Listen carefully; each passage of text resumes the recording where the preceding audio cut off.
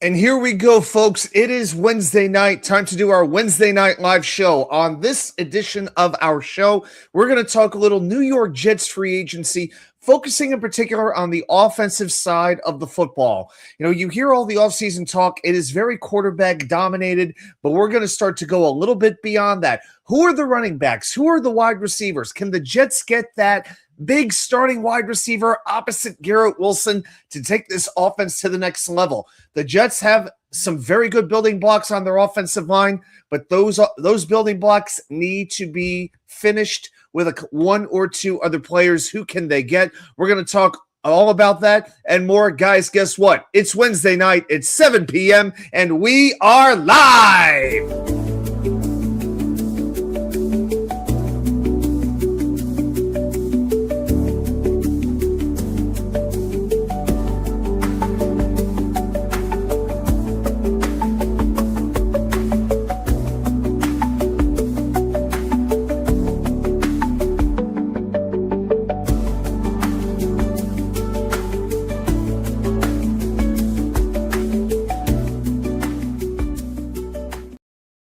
And well, welcome back to New York Sports WickerMedia. I'm Watu-K99. Thank you, as always, for taking the time to watch these videos. Here we are for our weekly Wednesday night live extravaganza. I hope everybody is having a fantastic week and everybody is doing well and everybody is feeling happy. It's been kind of a crazy week for me. I've been in Charlotte for the last 3-4 days doing a work conference. Haven't had a whole lot of time to do research. So this is sort of this is going to be kind of like a shotgun marriage here. A lot of quick research, but doing what I can when I could do it in order to be ready for tonight's show. But I am feeling pretty much ready to go. So please, if you're new here, please hit that thumbs up. Please hit that subscribe button. I appreciate everybody's support very, very much. All right, so we're going to get into all this New York Jets talk in just a couple of minutes. But first, before we do that, I got a few things on my mind. And this may be the deadest time of year for sports. But we are going to talk about what's on my mind in a segment that we affectionately like to call, there it is, 3 and Out. All right, so as far as basketball goes, did anybody actually watch the NBA All-Star Weekend? Did anybody spend their time how out of ideas, were the TV networks where this was pretty much all? It was this or it was the Olympics. That was about it. I think the highlight was seeing John Tesh play Round Ball Rock live in front of everybody. The only reason I watched any of it at all is because when I got into the hotel, it was on at the bar. And you pretty much need to be wasted in order to enjoy any of that. So, no, wasn't drinking. But the Knicks do resume action Thursday night against Detroit at Madison Square Garden. You've got Stephen A. Smith spazzing out over it, saying, if the Knicks don't win this game at the Garden, I will lose all hope for the New York Knicks winning a championship this year. You need to show these boys that you're better than them. They punked you out in their house 2 straight times, 2. You need to take back the Garden and show them who's boss of the Eastern Conference. I think that's pretty. Stephen A. Smith and Michael Irvin almost sound alike, don't they, when you really think about it? But that's basically what Stephen A. Smith would be saying. Maybe my hairline isn't far enough back to do for Stephen A. Smith. Yeah, maybe that's more like it. But I look forward to watching Knicks versus Pistons on Thursday night. Oh, right. It's on Prime. You have to stream it in order to watch it. There's also Brooklyn against Cleveland, if anybody actually cares. As far as baseball goes, Brett Beatty apparently has a bad hamstring for the New York Mets. He hurt it while running a couple of weeks ago, so he's playing first base for the time being. They're keeping him out of the outfield. And you've got Luis Robert, the Mets' new center fielder. He's being worked in slowly with his extensive history of leg ailments. So that opens up the door for some of these new boys, for Carson Bench. They're probably their top position player prospect. Maybe an MJ Melendez, maybe a Mike Tauchman, who they just signed as well. Look, it's very, very early, but at least games will start to be played later this week. So, it's like there's 3 stages in spring training. There's the date of pitchers and catchers. There's the date of the first game. And from then on, it's can we start the season already? For the next month, it's pretty much Can we just get there without anybody getting hurt? That's basically what baseball comes down to during spring training. And Olympic hockey, that was the big story of the day. All 4 quarterfinal games took place. 3 of them go to overtime. And at the end of the day, there were no upsets. Now, I got to say, when I saw it was going to be the USA versus Sweden in the quarterfinals, I was worried. You know, the United States had not beaten Sweden in Olympic hockey since 1960. That's crazy. It's 1960. Man, 66 years ago. That was the first U.S. Hockey team that ever won a gold medal. The team that Herb Brooks was he was the last cut from that team. So very, very tight game. The USA scores halfway through the second period. Then they kind of sat back on their laurels playing defense. End of the game, Sweden pulls Jacob Markstrom, their goalie. And of course, Mika Zibanejad. How many times as a New York Rangers fan have I seen this? Not in a while. Fires a one-time pass right past Connor Hellebuck. 1:31 to go, on to overtime, 3-on-3. And the U.S. controlled pretty much all of overtime. They had all 6 shots on goal. The last one came just 3 minutes and 30 seconds in. Quinn Hughes of the Minnesota Wild fires a wrist shot from the middle of the ice right outside the faceoff circles. It beats Markstrom glove side high, and the U.S. is on to the semifinals. So Friday morning, it will be Canada versus Finland, and in the afternoon, it will be the USA versus Slovakia. Everybody is expecting, I think just about everybody is hoping for USA versus Canada. So let's see what happens. So won't you fly on Freebird? That's all I can say. Wish I could play that, but there's going to be a few things getting in the way of that. All right, let's say hello to a couple of people in the chat. I see we got a couple of people hanging out with us right now. The first person, and he was here early, Danger Zone. Check out Danger Zone's channel if you haven't. Give me Isaiah Likely. So Danger Zone wants the Baltimore tight end, the second one after Mark Andrews, to come to the New York Jets. Well, maybe I'm going to talk about Isaiah Likely a little bit later on in the show.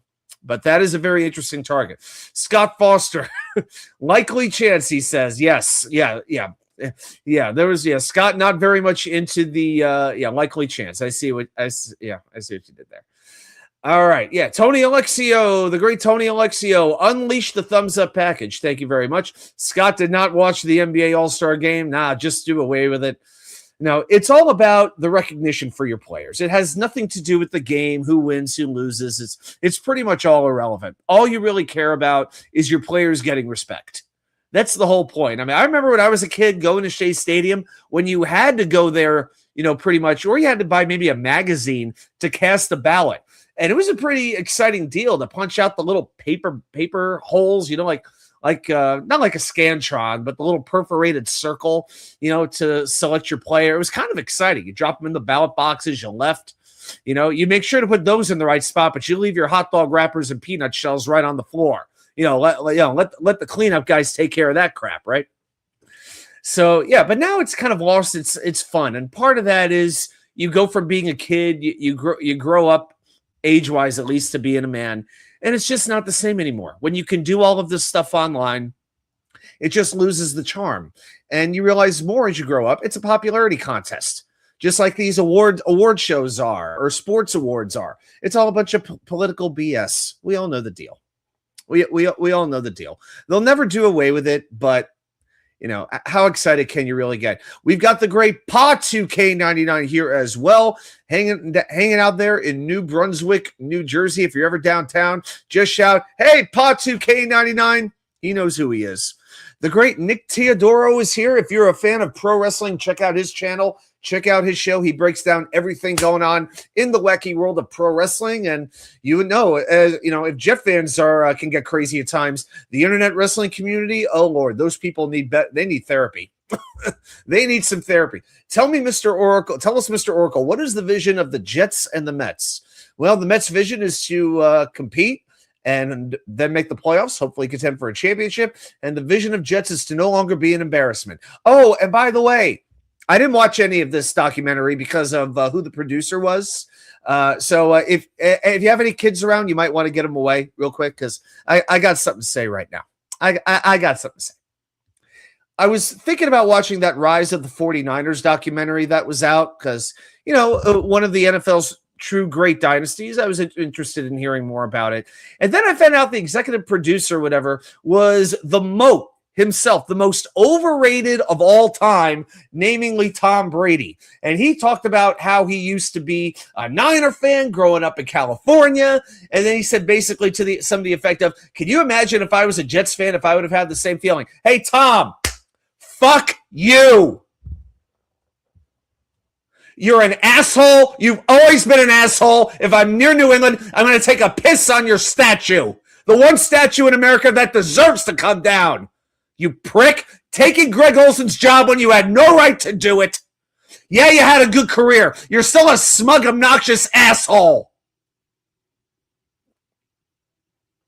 So Nick also says USA sled hockey kicks Sweden's ass all the time. Sled hockey, support disabled sports. I like it. Good call, Nick. Very good. The not abominable, but abominable wicker chair. That's right. The wicker chair is now in a more prominent display since one of my couches has been moved to another house. So the wicker chair, it's pretty much right in the center of the of the studio apartment. When you get a free moment, check out USA versus Canada sled hockey highlights. Good stuff and enlightening. I just might do that. Yeah, I'll have a little time after this before I hit the sacks. So yeah, USA. Yeah, I think USA. I've seen some sled hockey before. It is pretty cool. In all seriousness. Okay, so I'll tell you what. Let's go ahead and get right into the main content of the evening. Let's talk a little New York Jets football. Everybody, say it proud, say it loud. Let me hear you. All right, Jets, Jets. So I didn't go make a ton of slides for this particular show. So I'm actually going to shrink this one down a little bit. But a couple of hirings that I actually did want to talk about. The Jets completed their coaching staff. They hired Ben Bowling from the Houston Texans as their linebacker coach. Hey, sounds good to me. We get some people from that Houston Texans defense to teach our players how to play on defense. I'm good with it. I'm game with it. Let's go. But there was another hiring that I want to mention, and this is a more important hiring. I'm going to bring this guy up here. Okay, the Jets hired Iwao Fusillo, This is not like a Bond villain or anything. This is a real guy, okay? This is a real hiring. The Jets hired this gentleman as their chief data and analytics officer. Now, he has been a senior data and analytics executive with companies like American Express, General Motors, the National Football League, and Pepsi. So now he is coming to the New York Jets. The Jets have decided we need to get into the analytics a little bit. And over the last year, they've had a lot more hirings in that department using data. Yeah, I got some data for you. You haven't made the playoffs in 16 years, and you haven't had a winning season in over 10. There's your data for you. Start with that, Mr. Fusillo. But Fusillo does seem excited. He actually grew up in Uniondale, so he grew up on Long Island. And here's his quote. This was on social media. Full circle moment. I'm so excited to join the organization I grew up watching in Uniondale, particularly at such a pivotal time for club sports. I'll be leading our data and AI deployments to drive performance on the field, enhance fan engagement in the stands. Well, first you actually have to have Jet fans in the stands. That's just a little side note. And accelerate business growth across the front office. Here's to the next chapter, JETS, Jets. So, Mr. Fusillo, let's see what you can do. And by the way, if you can help us get a quarterback, I'm not sure how that is going to help us. But that's pretty much what I'm looking for. Oh, Tony, I'm good. I'm in my mid-40s and my blood pressure is just fine. I appreciate you looking out, but no, I've got a good bill of health for right now. It doesn't make sense that I do. You know, I should have heart palpitations. Then again, you know, most of my teams are so bad that my heart rate never gets too crazy because I just expect misery most of the time. So. Awao has been hired to study Jet fans, who they are and what makes them so psychotic. Rooting for the Jets. You know, we could go down the list of reasons. They start from John Idzik to Blair Thomas to Zach Wilson. You know, on and on and on we could go. Vernon Golston, Christian Hackenberg. Oh my gosh. Tony, Jets need football people to rescue the Jets mess. You know, if he had say in personnel decisions, I'd have an issue there. Okay. But marketing is a part of it. But again, if you don't have a good product to put on the field, the greatest marketer in the world can't really do a whole heck of a lot with it. I mean, I remember when the Chicago Blackhawks brought in, I think it was not Rocky Words, but they brought in basically the Cubs marketing guy, and it just so happened to be right around the time they drafted Jonathan Taves, they drafted Patrick Kane, they brought all the Duncan Keith came on board, all these great players. But that made the marketing team's job that much easier because you had these young, dynamic players to work with. With the New York Jets, who do you have to work with? You don't right now. Danger, you don't look a day over 43. I know I don't. I know. All right, so Iwao Fusillo, Godspeed. To quote Joe Beningo, I hope you rented and didn't buy. There he is actually with maybe that's Mrs. Fusillo or Mama Fusillo. I'm not sure, but there he is, and you can tell it's a recent photo because that logo on the jacket. He's got the new logo there. So yeah, there he is at a Jets game. So I did think that was kind of cool in all fairness. Okay. Now here's another thing that is just pissing me off. These Kyler Murray rumors, they won't go away. Guys, they are following us around like a black cloud, like a cancer, like a gnat. You just can't swat, hard enough that you cannot kill. Oh my gosh. I can't handle this. And now ESPN is trying to make it happen. They come out with this article this week, players who need a new start, where they should go. And, of course, they link up Kyler Murray to the Jets. Why? Because ESPN basically says, F the Jets. That's why. They want us to keep on being the punching bag. The media will come up with these stories to keep the Jets down. Kyler Murray, I'm surprised they don't try to link the Jets up with Henry Ruggs while he's in jail. That kind of a player. That's who they want the Jets to get. They want the Jets to remain a laughingstock. But the proposal that they have is the Jets would get Kyler Murray and a 6th-round pick from Arizona. In return, the Jets would send Arizona a 4th-round pick. I've said this on social media. I've said it on this channel, and I'm going to say this again. I would not take Kyler Murray on the New York Jets if he was free, if he cost $0 and 0 draft capital. I don't want him on the New York Jets. Am I clear? Okay, good. Now, I'll try to be fair to the man. He has some talent. He's been in the NFL for 7 years. If you look at a 17-game average, if you project it, you have to because he misses games every year. He has an average stat line of 67.1 completion percentage, 3,998 yards per season. It's pretty good. 24 touchdowns, 12 interceptions, 235 yards per game, a 92.2 passer rating, 624 rushing yards, and 6 rushing touchdowns. That's pretty good. If you were to deliver that over a 17-game season, I think just about any Jet fan would be cool with it. But those numbers would put him around the level of Bo Nix. It would put him around the top 10, just outside the top 10, inside the top 15. And yes, I would sign up for that. And you can make the argument, to take on some salary, trade a mid-round pick, the Jets could be interested. On one hand, it could make some sense. But let's look at the other side of the equation. Now let's come back to the real world. Okay, the first issue, Frank Reich would not want him as his quarterback. Now, Murray can be pretty accurate, but that's about all he has. Reich tends to go for a bigger passer who sits in the pocket. Murray is 5'10", very inconsistent, unsure what to do when he gets pressure on him.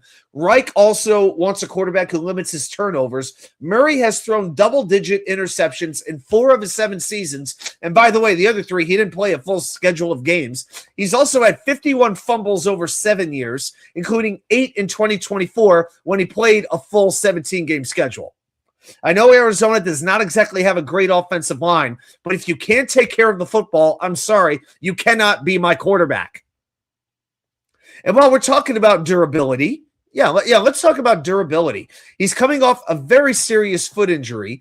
As he's getting older, he has shown that he is not able to stay on the field for a full season. Over his last 5 seasons, he's played a full schedule 1 time. 2021, he missed 3 games. 2022, he missed 6 games. 2023, he missed 9 games. And in 2025, 12 games out. That also happened when the Cardinals realized Jacoby Brissett. Nice quarterback, but a journeyman, 1A high backup level quarterback. That's what Jacoby Brissett is.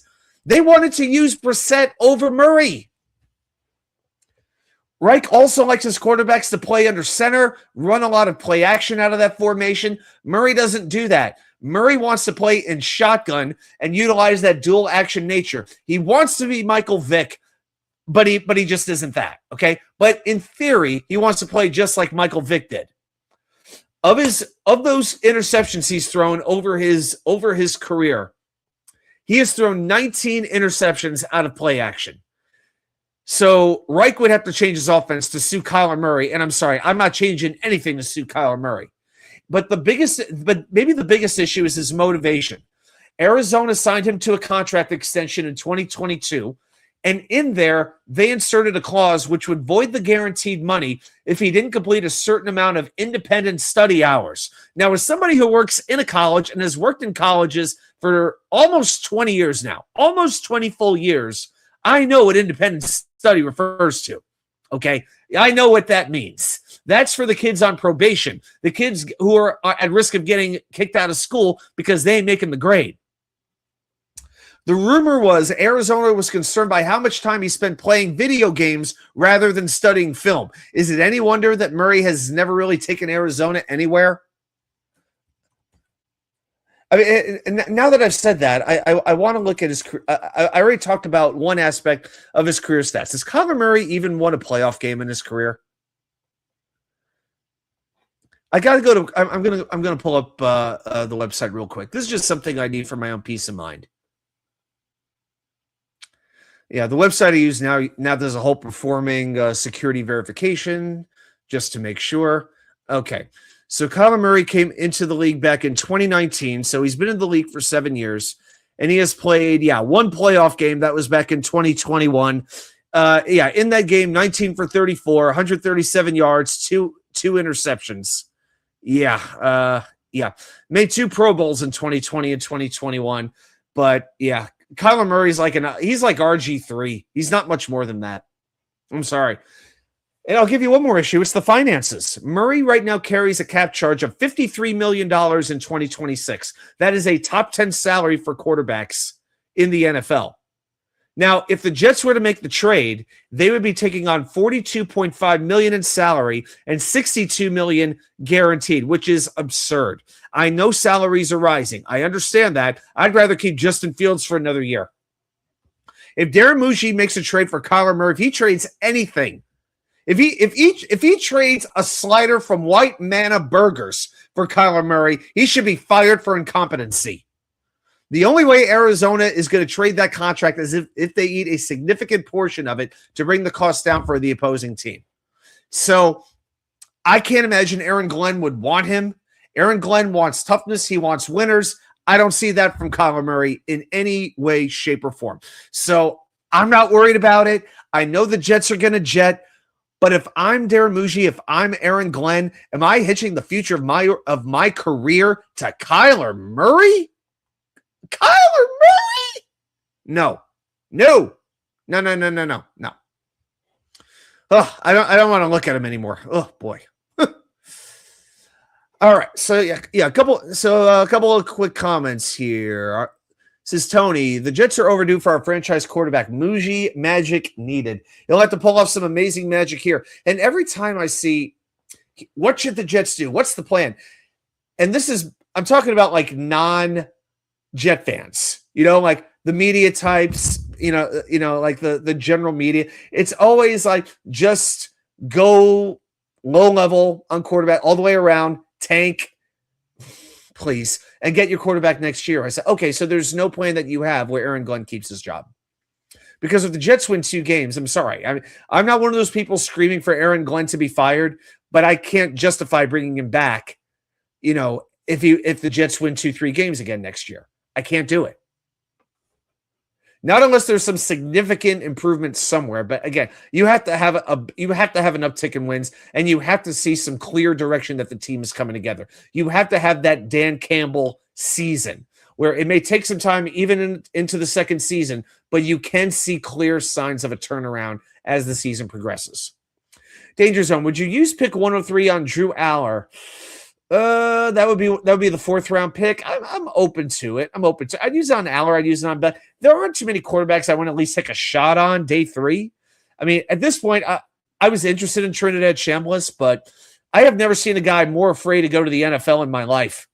Or more. I don't know what the word is, but he is running away from the NFL any way he can. Why would I want him? It just might be a situation. Right now I'm thinking Nussmeier. I mean, I like his performance in the Senior Bowl. I mix up the Senior Bowl and the Shrine Bowl sometimes, but he was the MVP of that particular game. I'm open to Nussmeier. I'd probably be happiest with him. Aller is sort of that. I think Beck is ordinary. Aller has a little bit more upside. I feel like Beck is like safe right now.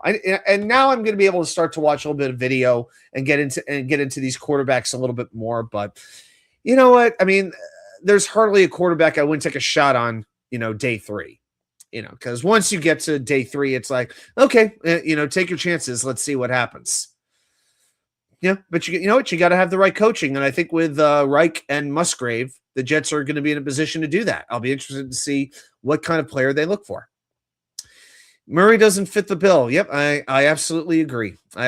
Tony's agreeing with Danger with the right pick. I believe that's referring to Isaiah Likely. Sucks Kyler is leaving Arizona, Danger Zone says, because I know he would have had an all-pro year under Hackett. Yeah, and Mike LaFleur. It would, wouldn't that be the Jets if that actually did happen, though? Wouldn't that be the Jets? Oh, my gosh. Tony, Reich will push for Aller, Danger Zone. Okay, yeah, we shall see. Hey, Eagle Fang, how you doing? Yep, Eagle Fang and Tony Alexio teaming up on not being a fan of Aaron Glenn. I understand, man. You know what, though? I mean, some organizations have the philosophy you take a quarterback every year no matter what your situation is, because you know what? You never know when you're going to need one. And you know what? If you use a 5th-round pick on a quarterback and it doesn't work out, I mean, are we really going to complain about it all that much? Now, if you were to swing and miss in the 1st round or the 2nd round, that's an issue. But taking a flyer where there's very little risk, if you bring in a Kirk Cousins or even a Mac Jones to come in and play quarterback for this year, I'm okay with that. I really would be. Glenn would need 10 wins to say he's earned another year, just a year. Can we see the roster first, Eagle thing? I'd like to see who they bring in free agency and who they draft, and we can better assess. Now, the way that Miami is basically ripping their team apart, I'm feeling more and more confident the Jets might actually be able to win a division game next year. That's a step in the right direction. Which prospects are on your top 3 list? I do like Reese. I do like Reese. We're going to talk about one of these players a little bit later. We will be previewing one particular prospect that the Jets have been linked with. So that'll be towards the end of the show. I'm not going to tell you who it is, but it's somebody that you know. And I wanted to do that because I've seen reports that the Jets are doing extra homework on this one particular player. And I do find that interesting. But I like Reese. I like Bain. I certainly like Mekhi Lemon. Will he drop that far? I mean, I do like Jeremiah Love. I just wouldn't be drafted a running back first round. And I don't think the Jets are in a position to take a Caleb Downs at safety. And I love Sonny Styles, but I don't think he's getting past the Cowboys. I'm a big Sonny Styles guy, for sure. I love his attitude. I love his versatility. I love his leadership.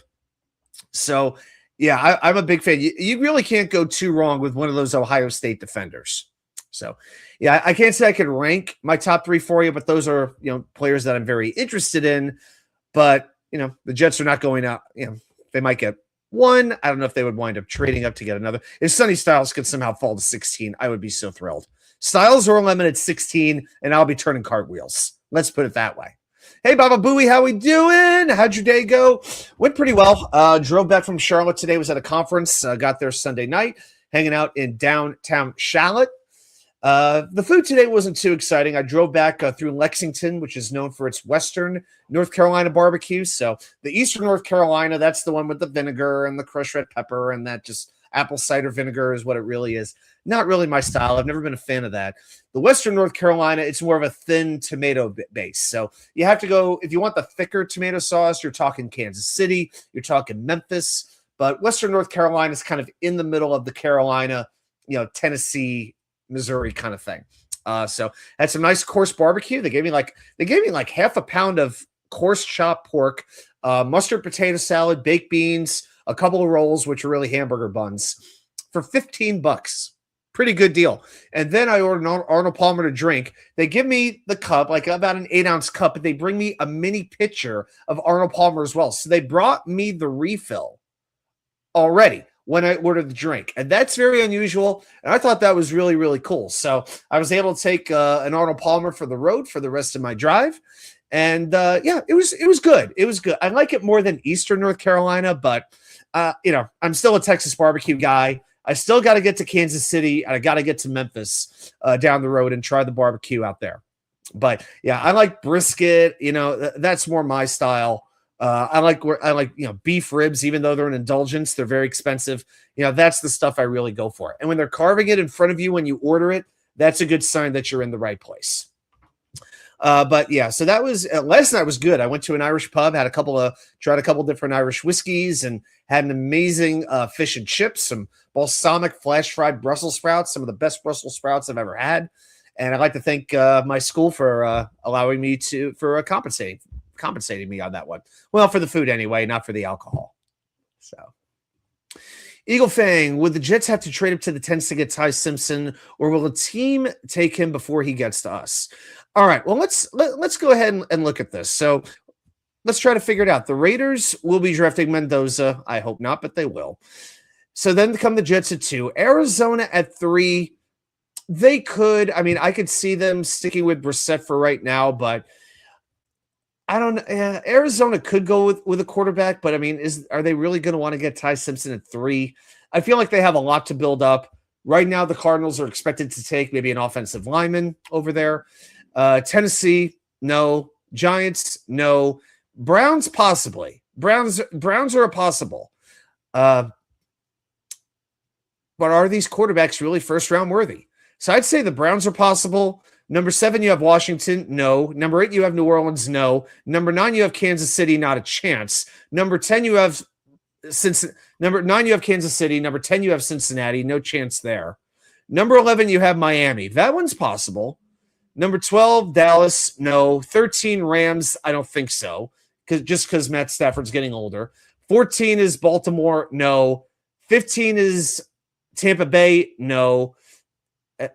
And then then the Jets are at 16. Okay. Yeah, I'm doing a mock draft here. Yeah, okay. Yeah, I got all that right. So there's a couple of teams. I think Arizona and Cleveland are the possibles. Arizona, Cleveland, and Miami. They could take a quarterback. But if they don't, then the Jets would be in position to take a quarterback at 16 if they want to do that. So I'd say it's possible. I was on another website. Sometimes this thing gets a little bit funky when I click on another website. So, all right. But I think we have a way around that. There we go. Tony, Glenn has a better coaching staff, but failed at defensive coordinator. A recipe for disaster by. Well, Glenn's going to be the defensive coordinator. So, you know what? I give him credit for this. If he goes out, he's going to go out on his terms. He's going to go out his way. Even Bill Parcells had a terrible record his first year. And then he realized he had to do it his way or he was going to be gone. And he was very nearly fired as well. So then again, he did get Lawrence Taylor. That kind of might help a little bit. But so often the right players make the best coaches in so many situations. Yeah, you could also say the coaches make the players, but I mean, how many coaches take a team with very little lower level NFL talent and take it to a Super Bowl? Not very often. Really? My face froze? I can't believe my face froze. No, I'm good. All right. Yeah, I think what happens is when I open up a different web page in the same browser, it freezes it. So I'm going to try to do this with my notes. I'm going to do it over here and and see if that works. So pull up a spare website, see if this works. Yeah, I think this works fine. All right. So that's my thought. Yeah, so that's my thoughts on Kyler Murray. Eagle Fang, I just hope the Jets can't spend big this offseason, but with jobs on the line, Muji is going to use the $70 million to get players. He should. He should. It feels like for the last, especially last year, Jets were signing a bunch of one-year deals. I think the only deals they signed that were not multi-year contracts were Justin Fields and Brandon Stevens. So the Jets know they have to get aggressive, and I hope they do get aggressive. Who knows who might just be aggressive for the right players. It's the Justin Fields processor. 1 Mississippi, 2 Mississippi, 3 Mississippi. Tony, hopefully Simpson will be available at pick 16 for a Jets trade down. Well, that sounds good, but who wants to trade up to get Ty Simpson? I don't know. And again, I don't hate Ty Simpson. If the Jets used him took him at 33, being like, all right, I'll take my chances. But you better build up around him. You better have a top wide receiver to go along with him. Because I'm not expecting Ty Simpson to lift everybody up. The most likely place that I'm seeing, so when I look at his best fits, I keep seeing Cleveland, Miami, and the Rams. Basically being the mentor is what Matt Stafford would be in that situation. It is a little hard for me to imagine the Rams taking him with their first-round pick, though. That's a little hard to imagine. Does Miami believe in Quinn Ewers? I highly doubt it. So, who knows? Simpson's going to have a pretty good combine, I think, for this to happen. It's hard for me to imagine him going 16 before 16. The entire Browns OL will be free agents. Is that true? It is, as a matter of fact. Yes, all 5 will be hitting the market. Wyatt Teller, the guard, penned a very nice letter to the Cleveland faithful, thanking them for his time. But yeah, who is it? Cam Robinson, Joel Bitonio, Ethan Posich, Wyatt Teller, and Jack Conklin. All free agents there, all 5. So they will all be hitting the market, and that's good news for the Jets, especially on that interior offensive line. Swig of water for the working man and woman. All right. Are the Dolphins trying to outtake the Jets? Yes, they are. They just hired a new coach. They know they got some time. They can do they can reset back to factory settings is what they're going to wind up doing. They are getting rid of and they'll still probably find a way to beat the Jets next season. I'm willing to bet. Okay, so let's talk a little offense and free agency and some of the players that might be out there that might make sense. Now, ESPN released an article. They rank their top 50 free agents, okay? And they have 3 of those 50 free agents landing with the Jets. Now, the strange thing is, and we'll get into defense next week, but Alex Anzalone is not one of those 3 players. They got Alex Anzalone ranked number 50, and they've got him going to the Tampa Bay Buccaneers. Very interesting. Now, remember this. When you have Frank Reich as your offensive coordinator, you're looking at a lot of 11 formation offense. 1 running back, 1 tight end, 3 wide receivers. We have to keep that in mind. You're looking at a cerebral offense. You're looking at not a go for broke offense down the field. You're not looking at the run and shoot with Warren Moon and the Houston Oilers. We're not talking about the greatest show on turf with Kurt Warner, Torrey Holt, Isaac Bruce, and Marshall Faulk. We're talking about an efficient, cerebral offense. Efficiency is what I'm coming down to. Okay, and then when it comes to running, we're talking about man duo running. Now, what I'm talking about with man duo running is that is a power blocking scheme where the offensive linemen create double team blocks on defensive tackles. What that allows for is running backs to choose running lanes based on the reaction of the linebackers. So that's what we're looking at. We're not just looking at run heavy. I'm trying to go a little bit deeper than that and think, okay, if the Jets let Breece Hall go, who's the kind of running back that would fit in there? And Eagle Fang, you make a good point. I like Tyrod. They should bring him back as a mentor. I was wondering if Tyrod Taylor would retire at this point, but it doesn't look like that's going to be the case. It looks like Tyrod Taylor wants to continue his career. Look, I am not a big Taylor guy at this point just because of the injuries. If he's the 3rd quarterback, if he's inactive every game, I got no real issue with it, but I don't want him to be the primary backup. I would want him to be the 3rd. If we're talking Kirk Cousins in free agency, a decent draft pick like a Nussmeier, and Tyrod Taylor, then you know what? Okay, because then he has two mentors to work with. I can deal with that. I can deal with that. I've had thoughts where I wanted Tyrod Taylor gone in the right role for a very low level contract. If he's willing to take a pay cut, I'm at least willing to have the conversation. My Lions buddy told me only target Anzalone if you want a guy who over pursues everything. Well, we just had that, and his name was Quincy Williams. But at least I know this one fits better in an Aaron Glenn defense, so I'll still take my chances. Hey, Sean McAteer, any chance we get Tyler Linderbaum? Would you pay him $18 to $20 million? I'm in, but would like to hear your take. I'm going to get into that in a few minutes I'm going to answer that question in a little bit when we get into the offensive line. But as far as salaries go, I want to quickly look up who makes. I used to do this for Green Bean in the background, but now you actually get to see me typing and you sense my brain burning. So when you look at centers in the NFL right now, the one making the most money per year is Creed Humphrey at $18 million a year. Okay. Then you have, I'll give you the top five. Number one, Creed Humphrey, Chiefs, $18 million. Number two, Cam Jurgens, Eagles, $17 million.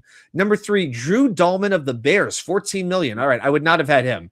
Number four, Lloyd Cushenberry of the Titans, $12.5 million. And number five is Eric McCoy of the Saints, who I think is hitting the market. I know the Saints have a couple of free agents on their offensive lineman coming up, and he's making $12 million. So this is not a very high paying position, is basically what I'm telling you here. It's almost like running backs.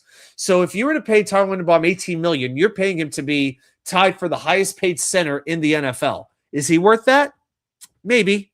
Very well could be. One thing I can't knock the Jets on is the OL. They can add on to that OL this free agency. Oh, I think they will. I don't think this is the best draft class, especially for interior offensive linemen. I think you have maybe one center who you can plug in and start right away. This is not a draft where you're getting Nick Mangold. Okay. It is very, very unlikely. I think the Jets center, is one of the positions they need to be most aggressive at when free agency begins in a couple of weeks. About 1 month. We're still a month away. It's a long way from free agency. So I hope they will hit that position and hit it hard. All about hard hitting. Okay, so we've talked about quarterback extensively. We talked about it last week. I would like to see either Kirk Cousins or Mac Jones here starting week 1. Add a draft pick on day 2, maybe day 3. If you want to bring back Tyrod Taylor in sort of a mentorship role, I'm okay with it. But I'm really hoping for Cousins or Jones. I don't think Malik Willis will be here. I don't think this offense is the right fit for him. I just don't think that is going to happen. I think Cousins makes sense. I think trading for Mac Jones makes sense. I would explore that avenue. If the Niners want too much, I pivot right away to Kirk Cousins and sign him as quickly as possible. I just think it makes too much sense. He and Reich, I think, will connect very, very well for the style of football they like to play, for the kind of men they are, values, all those things. I think there's a very good fit there as well. And that does mean something. It really does. So Kirk Cousins is still my hope. Oh my God. I got to mention one thing that drove me crazy. Now, I like Evan Roberts more so when he was with Joe Beningo and doing the midday show together, but he's okay with Tiki, but sometimes he has takes nowadays that I just can't take. He listed 25 quarterbacks that could be available for the Jets, either in free agency or through a trade, somebody who might get cut, okay? Not draft picks, just actual NFL quarterbacks. And his number, first of all, he had Kyler Murray at like number 4, which was a joke. I think Malik Willis was like 2. His number 1 target, Anthony Richardson. Anthony Richardson. I mean, I heard that and I just went like this. Just like that. I was, like that. I would not touch him with a 10-foot pole. So there are no truly, truly great options. There's no Sam Darnolds out there. All right. And even then, we know he was never coming back to the Jets. We know what the situation was. But so that's kind of what I'm looking there. Now, when we talk about running backs, and Tony wants to ask, will Breece Hall return? My personal opinion is the Jets will try to lock him up. I think they're going to want to use him. I could see him getting tagged, and the Jets have 2 weeks to apply a franchise tag or transition tag to Breece Hall. I'd like to see them work out a contract. But if it doesn't work out, if he gets to the open market, I think he's gone. It's one of the Jets have got to wrap that up before the legal tampering period begins. They have to do that.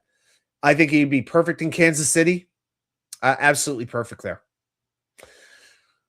So ESPN, by the way, does project Brees to return to the Jets. So if that makes you feel better, then I will say that. If I had to give you my initial thought right now, I'd like to think there's a happy medium where the Jets give Brees between $10 and $11 million, about maybe a 3-year contract to come back. And I'd like to think he would take that deal. You know, that if you get paid $10 million as a running back in the NFL, you're doing pretty well. So I'm hoping that that is what happens, but we will find out. Oh, that's right. We got Bailey Zappi. Can Reich improve Zappi? I don't think Bill Walsh can improve Bailey Zappi. Yeah, we'll see if he even makes the team, right? Sean, Winston, Brissett, or Daniel Jones in a trade, obviously. Okay, right, because Jones is a free agent. And then you have Winston and Brissett both available. Yeah, but Jones with the injury, I think Jones returns to Indianapolis. It makes too much sense for him to not stay in Indianapolis. Now, if Jones was healthy, absolutely, I would want Daniel Jones. Absolutely, I would take him. But between Winston or Brissett, Winston has a higher ceiling but a lower floor because he'll take you down the field and he's a good guy. Teammates love him, but he turns the ball over, like nobody's business. He turns the ball over like Bubby Brister used to. And Jacoby Brissett, he's more stable. And at this point, I could use a little bit of stability. I'd probably be going after Jacoby Brissett. Frank Reich knows Brissett. He's won with Brissett. I would probably target Brissett between him and Jameis Winston. But if Daniel Jones was healthy, I would take Jones above everyone. So. Eagle Fang, okay, so you're talking about so you don't care if Brees returns, and it's not because of the player. I don't think he's committed to the Jets. Yeah, it is interesting that Isaiah Williams won that team MVP, which is voted on by the players. It's interesting Brees did not win that award. That does mean something. Let him start first somewhere else. Add comp picks on him. Well, remember, Eagle Fang, it's all about the bet. It's all about who signs the highest salaries. Okay, the higher the salary the free agent signs, the better the comp pick his previous team will get for him, as long as they don't cancel that out, if that makes sense. And the fact that it's a running back, which is not one of the higher paid positions in the NFL, if I'm only getting a 6th round pick back for Brees, I'm not exactly going to be thrilled with it. I'm gonna try something over here.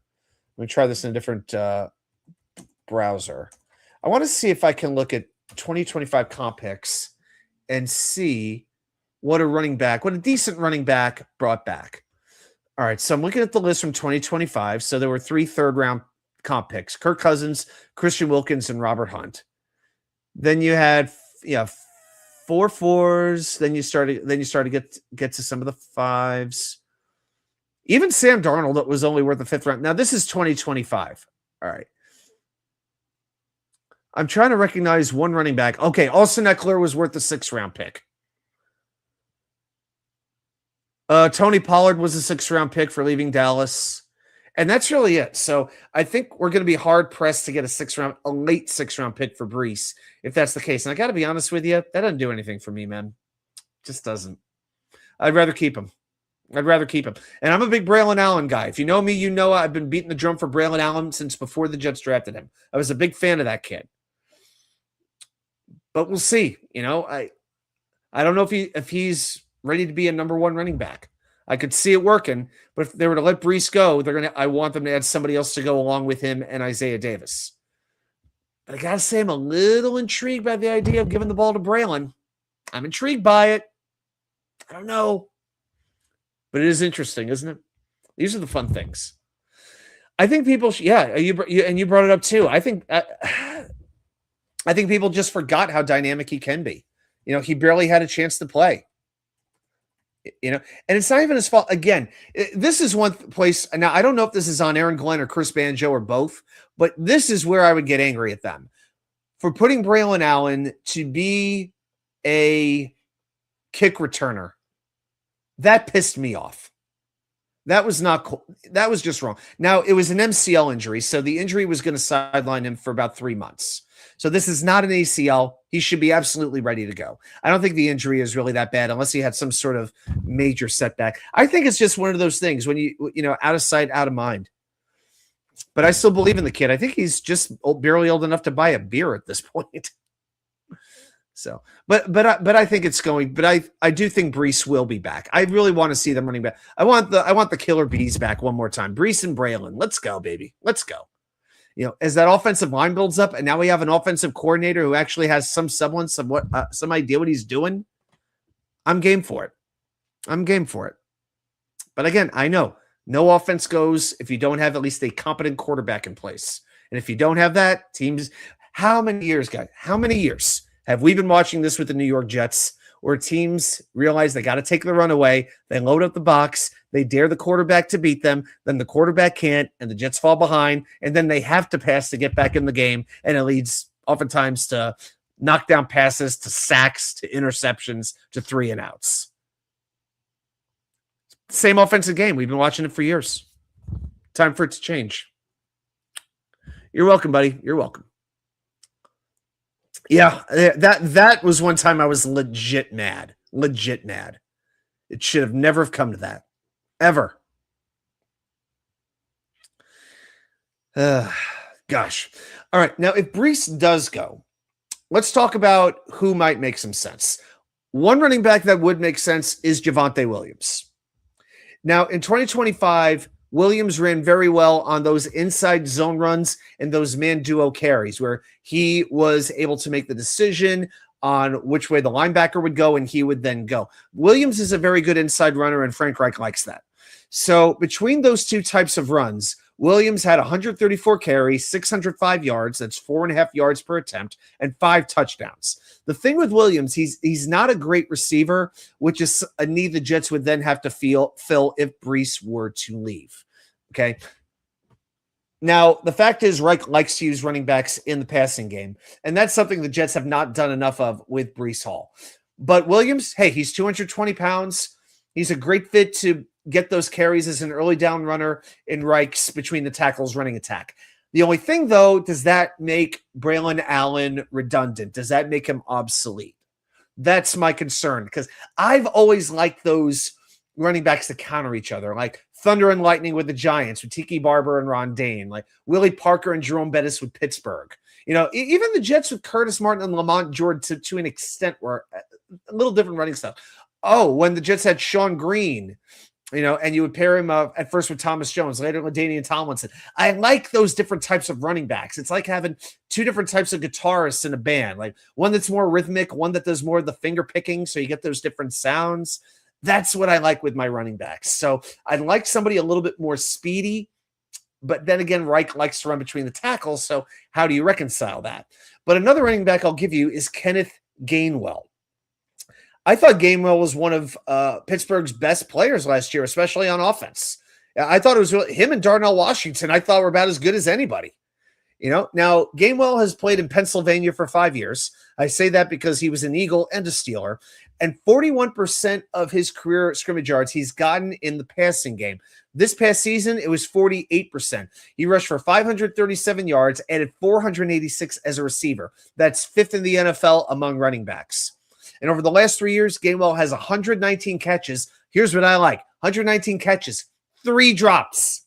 3. That's it. That's a drop rate of 2.5%. That's awesome. So I think Gainwell would be a very good fit here in that sort of secondary role, but that running back you could throw passes to out of the backfield. It's a weird, I'm not saying he's the dynamic player Brees is, but he gets results. Now, a guy like Travis Etienne, I don't love him because he's more of the outside runner. I don't know if that's quite going to work as well in this case, especially now. That said, if you're running to the right behind Armand Membu, that could work out quite well because Membu is a mauler in that run game. So I like if you keep Joe Tippmann there at right guard, which I think they will do, it'll be a lot of runs to the right, and I'm here for it all day long. Dane, do you agree with DraftKings opening the Jets over-under win total at 5.5? I just hate to make these predictions already because half this roster, at least a third of this roster, is going to look different in in 2 months. It's hard to do that at this point. I don't know who's playing quarterback. How can I can't really. It'd be very easy for me to say, yeah, they got to be better. Like something's got to go right, or they suck. That I won 5 games. Everybody be fired mid season. We're gonna tank again, and we'll still miss out on the quarterback. No, I'm not gonna do that. It's just too soon for me to do this. It's just too soon. I at least have to know who they're bringing in as quarterback. Then I could start to have a conversation about it. But I'll tell you what, if they don't do better than 5.5, it's going to be very hard to justify bringing back this coaching staff. That's for sure. And maybe even the general manager as well. Maybe. So, hey, Grandizer, Jets had the Thunder and Lightning with Bam Knight and Michael Carter. Yes, they were called that at North Carolina.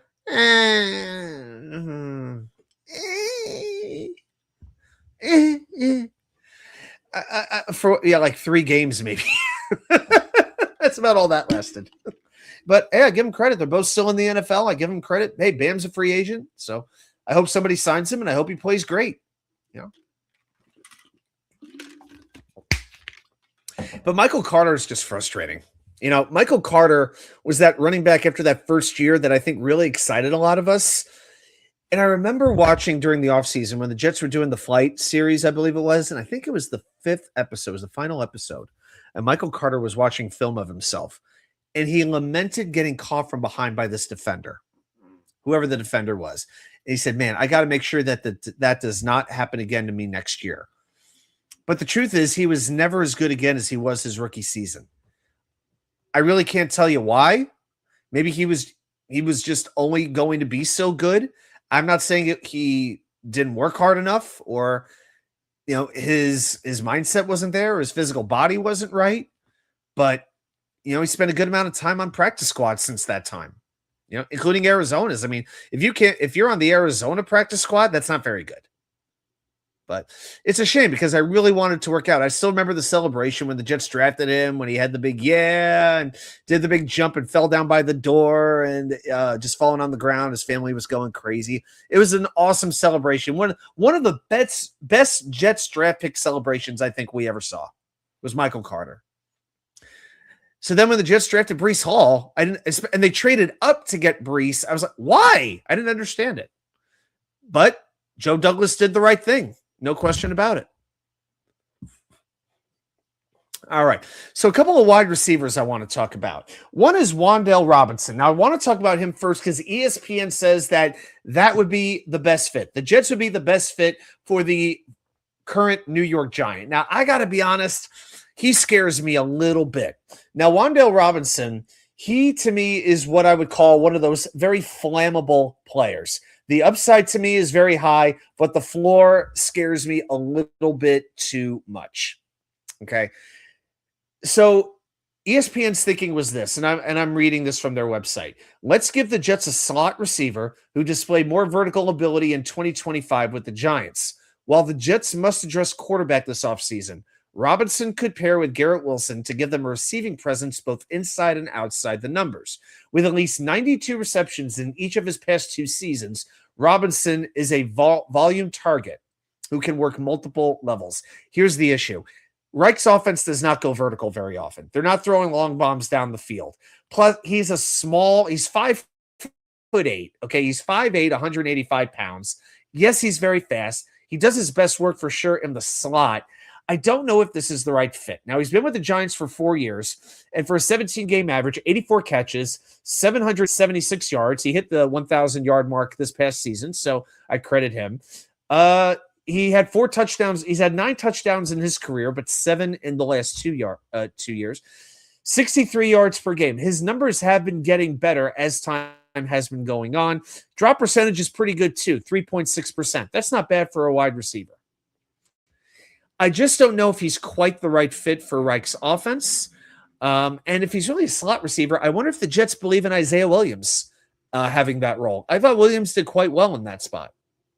So it's an intriguing option, but I can't say it's the one that I'm completely sold on. It's one of those things where I think he'll need a good quarterback to make the difference.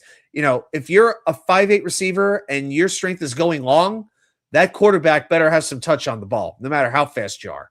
And of course, there's Alec Pierce, who I would love to have. I mean, some of us were talking about Alec Pierce a year ago that we wanted the Jets to get him. Now, I don't know if the Jets are going to be able to sign him. He is going to be highly sought after. Any free agent list that you look at, he's a top 10 option, regardless of position. Now, I expect George Pickens to get tagged by the Cowboys. Nobody's been tagged yet, but if Pickens gets tagged, that leaves Pierce as the top free agent wide receiver on the market. If it's not him, it's Mike Evans, okay? But Pierce got better last year. He developed an intermediate game, and that was a difference because before that, he was going deep. That was what it was all about. But this past year in Indianapolis, he became a well-rounded receiver who, like Wan'Dale Robinson, eclipsed the 1,000-yard mark. Now, he runs dig routes very well, like down and in. Reich likes to run a bunch of those. He caught 11 of his 17 dig route targets for 207 yards. He had 10 first downs on dig routes. That tied CeeDee Lamb, Jamar Chase, Jacoby Myers. So some pretty good wide receivers. And he's very successful on drag routes as well. Frank Reich likes a lot of drags. Drag routes I'm talking about, not other types of drag. In 2025, he caught all 6 of his targets on drag routes, 89 yards, 5 first downs, tied for 8th among wide receivers, averaged 7.5 yards after the catch on those plays. And remember who drafted him? Who's his head coach? Frank Reich. You know he'd want to work with him again. If the Jets can sell him outside, like we could always say money. What can the Jets give a free agent outside of money? The Jets could give Alec Pierce's old head coach back, the guy who first believed in him. Maybe it's a full circle opportunity for Alec Pierce to come to the New York Jets to play opposite Garrett Wilson. But any wide receiver, they're going to want to know who's my quarterback. If the Jets can't give a satisfactory answer, I don't care if they pay Alec Pierce $50 million. He would not be signing with the Jets. And we know one thing with NFL free agency. Unlike baseball, it moves like this. It is lightning fast. It's like a bobsled race. Whereas, baseball free agency is like curling by comparison. That's the best. Yeah, it is a bobsled in the NFL. Like within 2 days, the top free agents are almost always signed. And my God, if the Jets could walk away with Kirk Cousins and Alec Pierce in free agency, oh my God, would I be happy? Would I ever be happy there? And then, Dane, it's like you're psychic here. I will say this about Michael Pitt. Michael Pittman. There's a number of industry insiders who feel like, especially if the Colts keep Pierce, that Pittman will be traded. It hasn't quite worked out as well for Pittman as I think they had hoped. It's been kind of up, down, and a fresh start might be what he needs. And I could see that being a very good fit with the Jets. I'd be very interested in Michael Pittman. But you also mentioned Romeo Doubs, and that's who I'm going to talk about next. So Doubs, this past year, averaged 724 yards in his 4th season with the Packers. And that's the most of his career in a single season. He has 335 targets over those 4 years. That's 100 more than any other Packer receiver. So he has become Jordan Love's favorite target. Since 2022, leads the Packers in touchdowns and receiving yards, and among 78 wide receivers who are on the field for at least 1,200 snaps over the last 4 years. If you want to talk about PFF, his receiving grade ranks 37th. Good, not great, is what I would say. I don't think Romeo Doubs is a true number 1 wide receiver, but I think he could be a fine number 2. So I would want Pierce first, but I am open to bringing back Doubs. We are not used to having Doubs. This is very, very true. And I'm going to give you another name that I think might surprise you. But Deebo Samuel is interesting. Now, people will say, what are you talking about, Y2K? He's old. He's 30. He's injury prone. Hang on. Let's just talk about it. Frank Reich also likes to use a lot of screen passes, and that's where Deebo is good. Deebo is really good once you get the ball in his hand. That's the key. In 2025, he led wide receivers with 24 targets on screens. He caught 23 of them for 182 yards. That's just under 8 yards per attempt. He knows how to make defenders miss.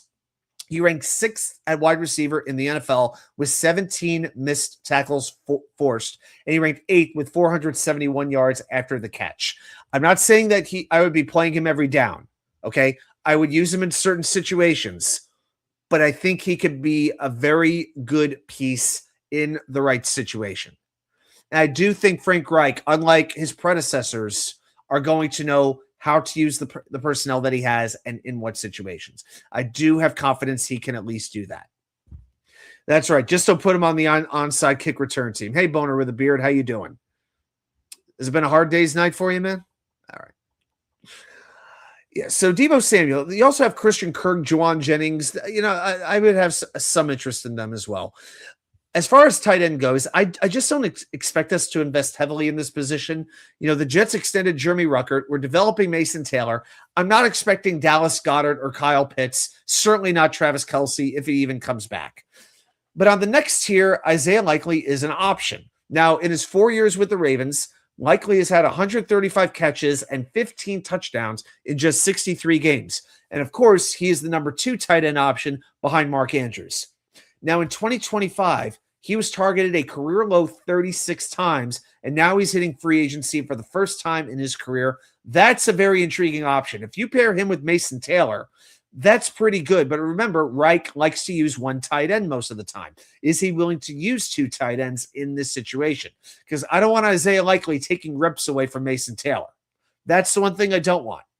Now, if I was to cite a tight end, I'd be looking for a blocker. And I'll give you a couple of ideas here. Charlie Kolar. If you want a Ravens tight end, let's talk about Charlie Kolar. I remember a couple of years ago when we were doing draft prognostications, doing the mock drafts, Charlie Kolar was a very popular target in the later rounds by my fellow content creators, for sure. I would also, and now he's a free agent. He's the 3rd tight end in Baltimore. I would expect Kolar to go somewhere. Either Kolar or Likely will go. I'm very confident.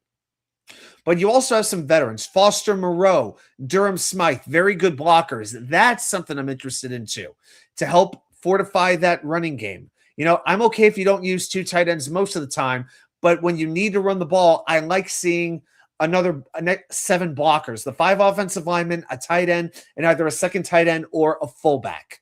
Okay. I like the idea of having that option. So Moreau played in New Orleans. Smythe played in Miami for the most part. Because some of these signings, let's be honest, we have to look at some low-cost options. And I think tight end is a good position to do that. And again, with Likely being young but not having a lot of production, looking for a new opportunity, I don't know what kind of money he's going to be looking for. It's going to be his contract is going to be very interesting. Yeah, no doubt about it. All right, and then we get into the offensive line. Now, we know that we have 3 pieces, Olu Fashanu, Armand Membu, and Joe Tippmann. I've said it again. Please extend Joe Tippmann this offseason. Give the man a contract. He wants to be here. He's making $4 million this year. Make it $11 or $12 million, please. Extend that contract. But there's no doubt, John Simpson and Josh Myers, yes, they played every game. I give them credit for that.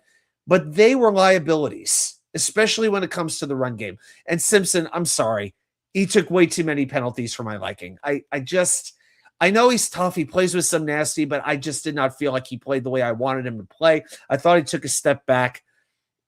AVT is who I would rather keep. I know the durability issues are there, but when he's playing, in my mind, he's the top 10 guard in football. I still believe that. And Josh Myers, again, I've said this before, he is a backup. He is the first interior offensive line backup, is what he is. I think the Jets need a guard. I think the Jets need a center. Now, I'll tell you one thing about watching the New England Patriots in the games that I did watch. For all that we could say about them, and yes, I had a great time making fun of them last week, as I always will every time they fall on their face, because it's just a beautiful thing to see massholes get humbled, albeit briefly. Their run defense was superb, especially up the middle. Every team that they faced in the playoffs up until Seattle, they always were making it difficult to throw the ball. But their running defense was outstanding. Their first 3 playoff games, they allowed 71 rushing yards per game, 3.1 yards per carry. That's elite. Their interior run defense was the big reason why. Every run that was going up the middle, they stopped. And against those inside zone and man duo runs that Frank Reich likes to run, the Patriots were allowing 2.3 yards per carry for the whole season. So the Jets need to bulk up that interior offensive line. It has to become more run focused. if they're going to compete with some of these teams. We know how good Buffalo's defense, well, it used to be anyway, but when you have the Ed Olivers of the world, that's really good, okay? But I'm worried about that Patriots run defense, and the Jets have to get better up the middle to counter it. And I'm going to give you a name there. David Edwards from the Buffalo Bills. I want to raid the Bills' offensive line. That's what I want to do. So Edwards turns 29 in March, was the starting left guard for the Rams in the 2021 Super Bowl, so he's got a ring on his finger. Spent the last 2 years with Buffalo as their left guard. His production in Buffalo's scheme, that's a very, very good sign for his fit with this Jets offense. Buffalo's offense relied a lot on inside zone, man duo.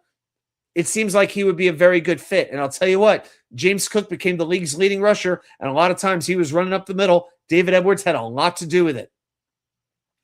If you look at Pro Football Focus, Edwards had a 69.0 run blocking grade. That's 8th best among left guards. So David Edwards is a guard. If ABT does go, if John Simpson goes, Edwards will sign first. But I would be very, very interested in seeing if I can get David Edwards to come over to the New York Jets. Very interested in that. Every week we're going to talk about Jake Slaughter, aren't we, Scott? Danger Zone, Tyson or Mayweather? Man, Mike Tyson in his prime. There's nobody I'd rather watch than Mike Tyson in his prime. In that 1986 to 1989 run, Mike Tyson was invincible. Mike Tyson was as dominant as anybody.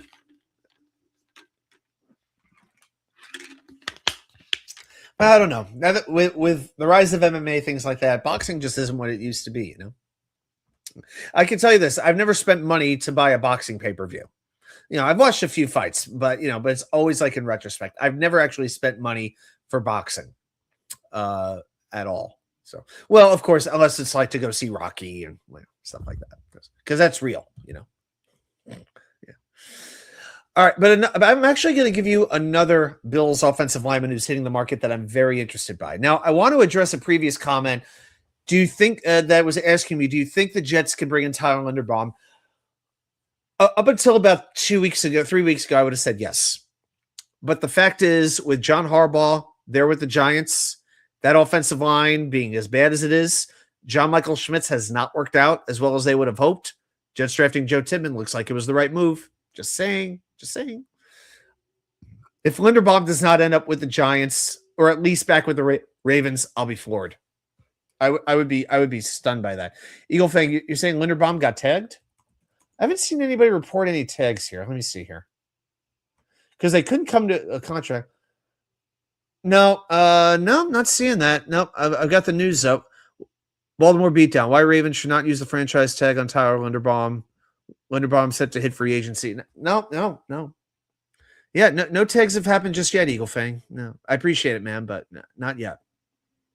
But they still have just under 2 weeks in order to do that.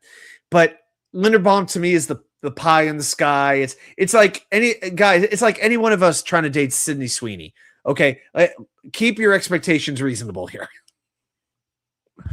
I just compared Tyler Linderbaum to Sydney Sweeney. Yeah, I really did that on the show. Very nice.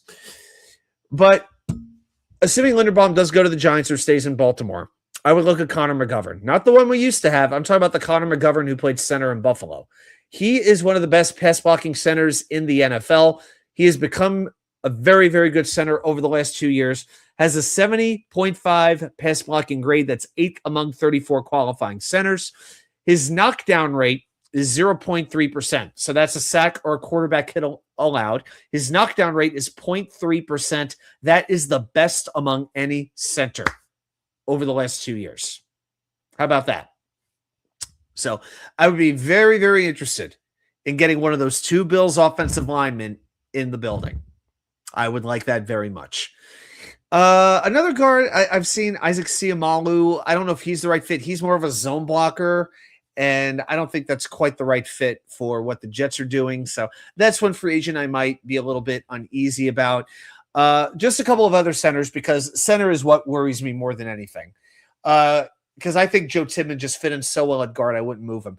Ethan Posich from the Browns, Cade Mays, Ryan Bates, maybe Luke Fortner. There's some good centers out there, but to me, Linderbaum and McGovern are clearly the two best. Then you have another tier down of the last couple of guys that I mentioned, then way down after that. But if I look at the big board here,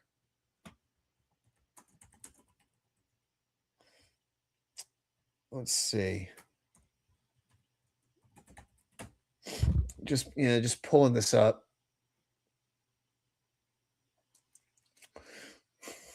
So they are saying that not quarterbacks, no centers. So Jake Slaughter's up there.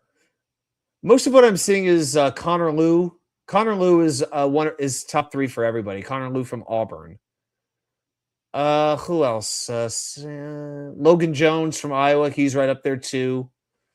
Jake Slaughter's in most people's like top 5s, but Connor Lew and Logan Jones are definitely standing above everybody else. Sam Hesht from Kansas State, he gets a little bit of love. So there's a couple of them, but there really aren't too many that I'm seeing that are going to be right up there at the top. Yeah, Cade Piper from Iowa. Yeah, he could be. So I think he was a guard, but he might get moved to center. So so there are a couple of centers there, and we're going to get into those as the draft approaches for sure.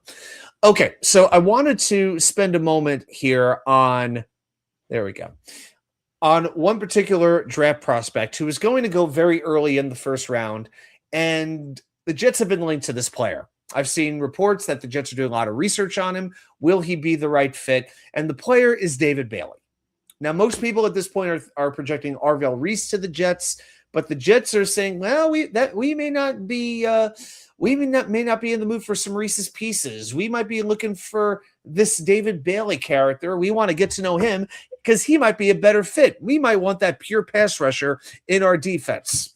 So just to talk a little bit about David Bailey. So he's 6'3", 250 pounds, originally went to Stanford and became a true freshman All-American his first year. Quite good. Then in 2023, 34 tackles, 6 tackles for a loss, and 5 sacks. Played his junior year at Stanford as well. 31 tackles, 8 tackles for a loss, 7 sacks. Then he transfers to Texas Tech in 2024. So he is, and this past year, he just basically blew up.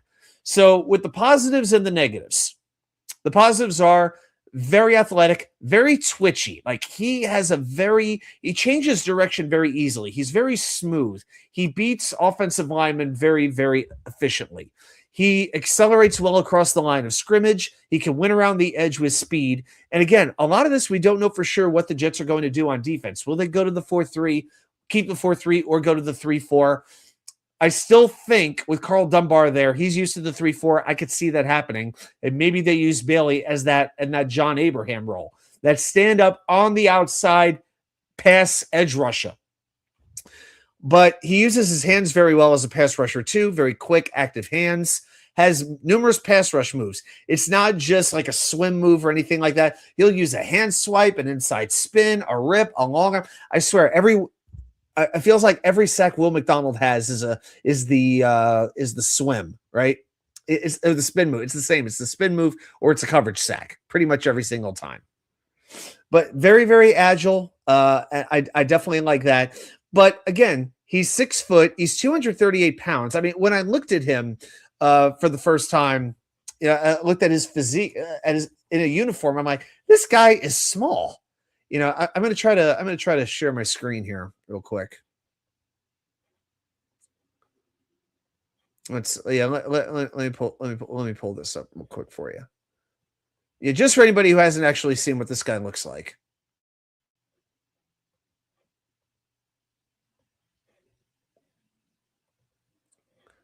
Yeah, no, not that one, not that one. Let's see.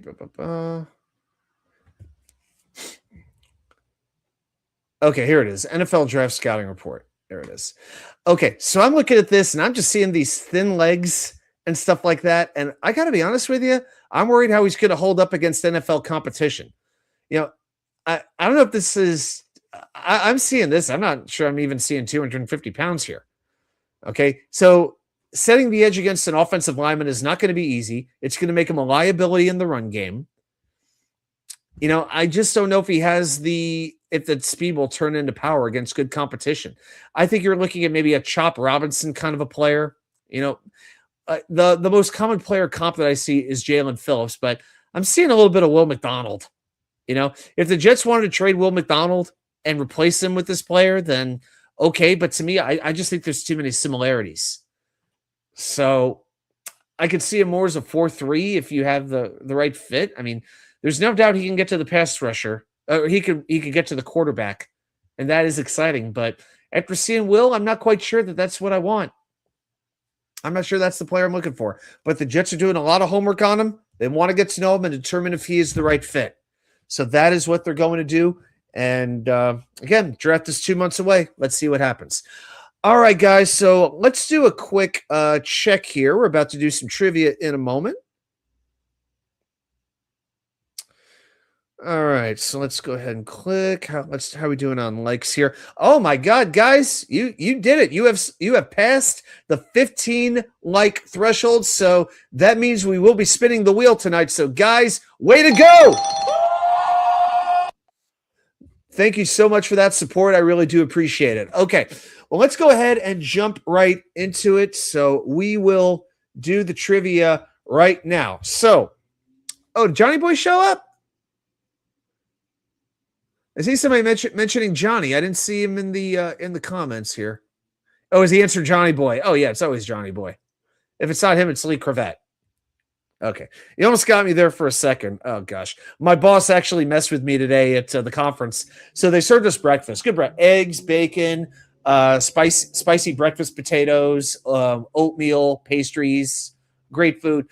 And she told myself and one other guy who I met, a guy who works at NC State, really great guy, that you guys missed the waffle bar. What are you talking about? She said, there's a waffle bar in the outside. And we both shot up and looked outside. There was no waffle bar. So yeah, my boss pranked me and one other person. And I found it just awesome. Because she wouldn't prank me if she didn't like me. That's what I'm saying. That's my thought. So, okay. Dane, how's the new job? Is it a keeper? It's good, man. It's good. Yeah. Represent Campbell Fighting Camels. There you go.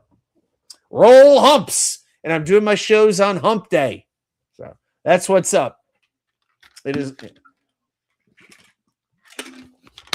Yeah, I think they play William and Mary in basketball. So if you're, I know Jeremy went to Stony Brook, and Campbell's actually in the same conference as Stony Brook. If you're a Hofstra fan, if you're a Hofstra fan, same conference as well. So yeah, definitely got some connections there. But yeah, a lot to learn. I've been there 5 weeks. I've got a big presentation on Friday, basically trying to sell federal work study and get some students working so we can spend the money that we have. So that is a big, big, big thing for me to do on Friday. So looking forward to that. So yeah, it's a learning experience. Just trying to learn something every day. Johnny is the hump. I think the actual camel on my shirt, I think it's actually Johnny the Camel, if I remember correctly. The camel said, my name's Johnny, and it might be a sin, but I'll take your bet you're going to regret because I'm the best there's ever been. That's right. How many other Jet shows are paraphrasing Charlie Daniels and the devil went down to Georgia? That's what I'm talking about.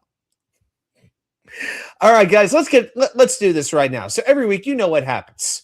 Even when I'm out of town, even when I got commitments, I always make time to head into the labyrinth of Jets knowledge. And I bust open the books. I dust off the Encyclopedia Britannica. I pull up the Jets dark web, and I, Wat2K99, challenge you all, the most loyal fans of the most loyal fan base in the National freaking Football League. How much do you know about your New York Jets? So if you are ready, let's play Jets trivia. All right, so tonight's question, we're going to start getting into some draft questions. I think next week is when we'll start to do this. Fire on the mountain, Johnny boy, run. Johnny's in the house of the rising sun. That's no. Yeah, picking in the bread pan, picking out dough. Granny does your dog bite, no child, no. Yeah, I saw Charlie Daniels in concert, I think 4 or 5 times. And I never left his concert thinking that, man, he could have given more. I could have had a better time. Man, he, not just him, but his band, they kicked butt. They They were so good. Yeah, it broke my heart when Charlie passed away. They had so many good songs, so much energy. They could play country, rock, blues, bluegrass, gospel. They could play just about anything you would want them to play. Just fantastic. Fantastic. All right. So tonight's question. So this is going to be a jersey number question. So what we do, put 5 minutes on the clock that I will track and pop your answers right down there in the comments. And I will let you know if the answers are correct or incorrect. So tonight's question, name the only two Jets to wear number 65 for at least 10 years. Who are those two New York Jets who wore the number 65?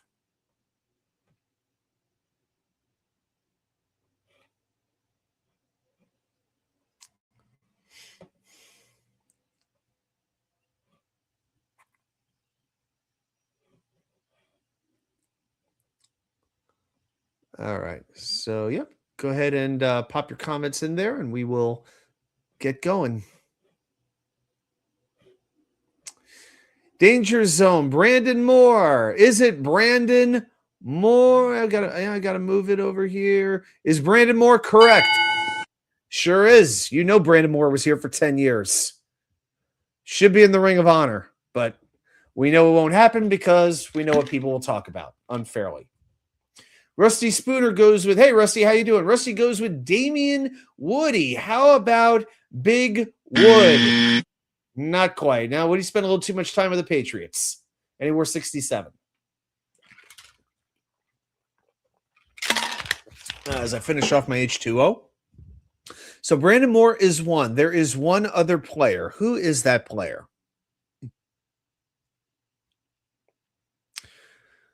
Let's see. Bruce Meyer is the new head of the Major League Baseball Players Association. All right. I can't say I'm happy or sad about that. If he could somehow prevent a lockout, I will be happy. So Bruce Meyer, sixth executive director in the history of the MLB Players Association. Mitch Garver signs a minor league deal with the Mariners. Okay, great. Dane, we might need Scott for this one. I can't read numbers in black and white. They couldn't play New Wave or Motown. Oh, okay. They didn't need to play New Wave. They did. I'm trying to think. Did they do any Motown covers? I know they did a couple of covers. And I remember they did Freebird. They did Let Her Cry. They did a whole album of Bob Dylan songs. Yeah, his version of Tangled Up in Blue was really good. See, now you mentioned this. Now it's like, now I got to look this up because I know he did a whole cover album. I got to think he did one cover album.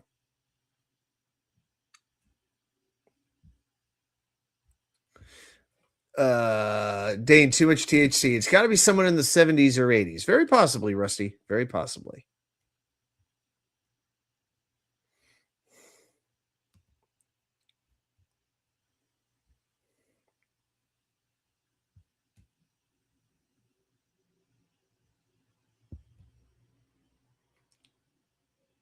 Oh, yeah, Tailgate Party. Yes, that was 1999. Yeah, these were all covers, so now I got to pull up the track listing. You guys are doing trivia, and I'm looking up Charlie Daniels albums.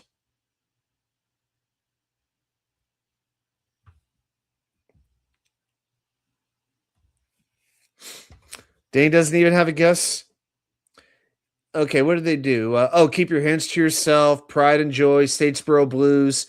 Oh, that's right. They did Sharp Dressed Man. Yeah, okay. All right, it's not much R&B there. It is a lineman. I'll give you that it is a lineman, and this was a good Jet. This was definitely a good Jet. Obviously, he was a good Jet. He was there 10 years. All right, we got 1 minute to go, guys. Two Jets wore number 65 for at least 10 years. Brandon Moore was one. Can you tell me the other one?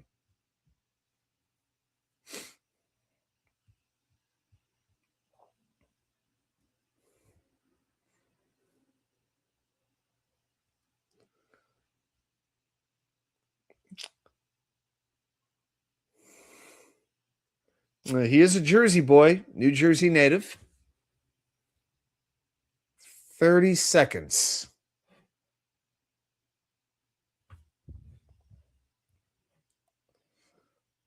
Got a few. Man, Rusty, Dane, Scott, Botan. Scott, I hardly remember the 80s, but I know I had a great time. This is what other people have told you. Is that right, Scott? All right. Yeah. Rusty, Lee Cravat, of course. Well, the answer is always Lee Cravat. I feel like there was a number, Scott says, number 65 who blocked for Kenny O'Brien, but I don't remember the name. And we are out of time.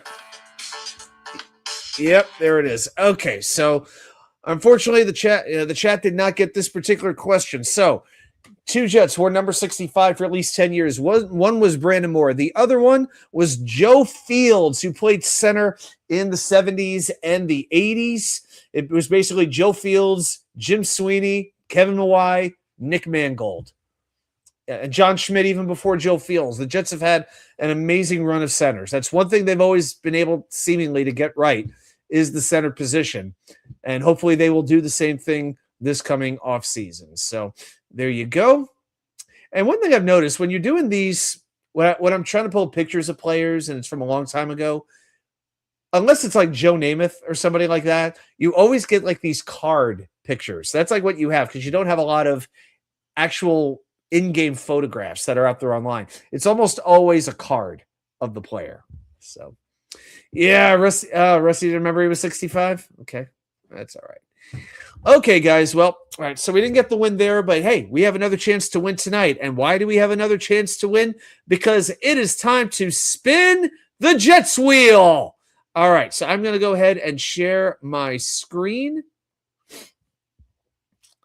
All right. So hopefully I'll be watching myself down here on my phone just to make sure that the screen does not freeze up. So what we are going to do is spin this wheel to figure out which wheel we are going to do tonight. And then we'll figure out where to go from there. So which wheel will it be tonight? Last week we did Jets draft classes. We're not going to do that one again. All right. So here we go. In 3, 2, 1. What wheel will it be tonight, ladies and gentlemen? It will be, oh gosh, Jets coaches. Ooh. This will be all right. I'm actually thinking about this. I'm wondering if we should just do 1 through 5 and then do another. Maybe just do the list twice because this is a painful list. But we have on here. Well, you know what? I feel like should I put Aaron Glenn on here? I feel like it's not even fair to put Glenn on here because it's you know what? Just for the people who want blood.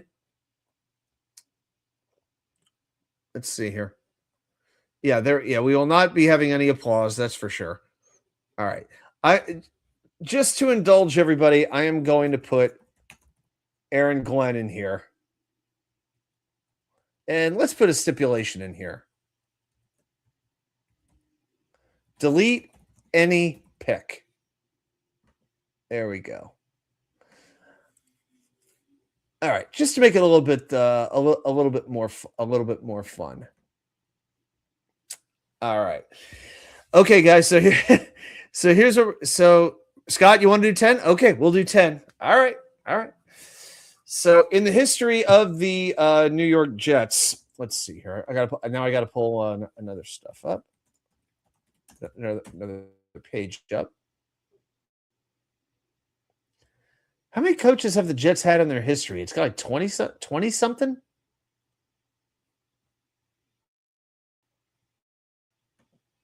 I mean, considering the Jets have been around since 1960.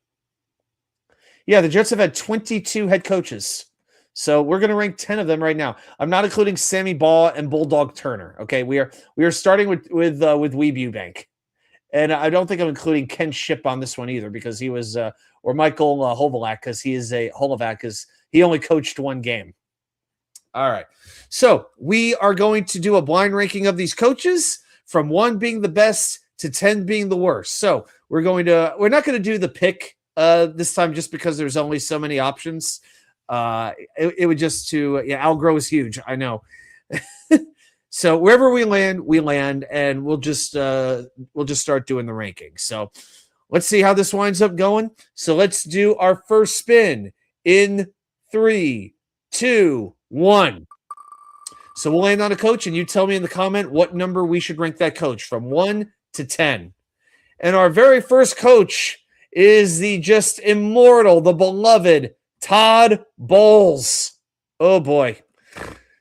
Hey, he became halfway competent once he left and actually had a decent team around him.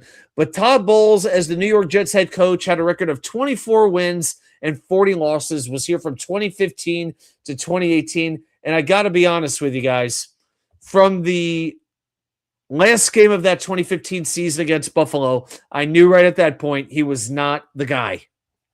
I was pretty much, and then early the next season when he lost the team, he had Brandon Marshall and Sheldon Richardson fighting in the locker room.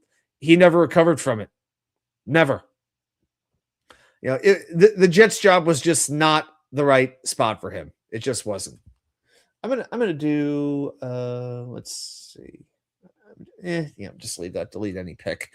All right. So where are we gonna go? I see 5. I see 6. Yeah, there. As bad as he was, there are some real doozies on here. Yeah, there are some. This is one of the more depressing wheels that we have. Scott Foster. Yeah, what we're doing is we're grading which turd smells the worst. Yeah, the most pleasant smelling turd. That is the wheel of Jets head coaches. And I even threw Aaron Glenn on it tonight, so that just made it even more depressing, didn't it? All right, so feel free to, guys, your vote matters. So go ahead and pop in your vote. About 10 seconds. I'm looking at everybody on there. At least some of these coaches made the playoffs. Playoffs? And we're only doing head coaches here. So obviously we're not doing coordinators because then it would just get crazy. All right, I'm going to go with 6. I'm going to put Todd Bowles at 6. I cannot in good conscience put him in my top 5. All right. Danger agrees? Okay. There we go. Okay, and I know if I put the comment up, it would not show. So there we go. All right, let's go to spin number 2 in 3, 2, 1. We've got Todd Bowles at 6. Who are we going to get? With spin number 2, it is going to be Lou Holtz. Oh, boy. Well, it says that we have a winner, but Lou Holtz was anything but with the New York Jets. Lou Holtz was only the 6th coach in Jets history. Is Lou Holtz still with us? Yeah, I heard he was in hospice, but he's still hanging on. Born in 1937, and he's still hanging on with us. So that's good. Lou Holtz had a record of 3-10 as Jets coach in 1976. Did not even make it out of his first season as Jets head coach. That was his only attempt to be there in the NFL. He was selected over guys like Johnny Majors, Darryl Rogers, and Marv Levy. Just think, the Jets could have hired Marv Levy as their head coach. And upon his departure, he lamented, God did not put Lou Holtz on this earth to coach in the pros. Wow. Should have stayed at NC State. God bless him. He even had the Jets tried to teach the Jets a song. Like they would have like a spirit song like they were in college. He just did not know how to be a head coach. But when you don't make it out of year 1 and you get hired over Marv Levy, that's about the bottom. As good a man as he is and as good a college coach as he was, I got to put him below Todd Bowles. I'm sorry. I have to. To me, I can't personally, I can't go higher than 9. I can't. So, guys, where are we going to rank him? All right, I see a couple of votes in. All right. So I see we got 1 or 2 people just joining us. We are doing a blind rank Jets wheel of Jets head coaches. How I'm getting through this without any alcohol, I cannot really tell you. And the only one we spun so far, Todd Bowles, he is number 6 on our list. And now we have to rank Lou Holtz. All right. I am going to go. It looks like I got to split the difference. I'm putting Lou Holtz at number 9. I have to go that low. 3-10. All right. Spin number 3 in 3, 2, 1.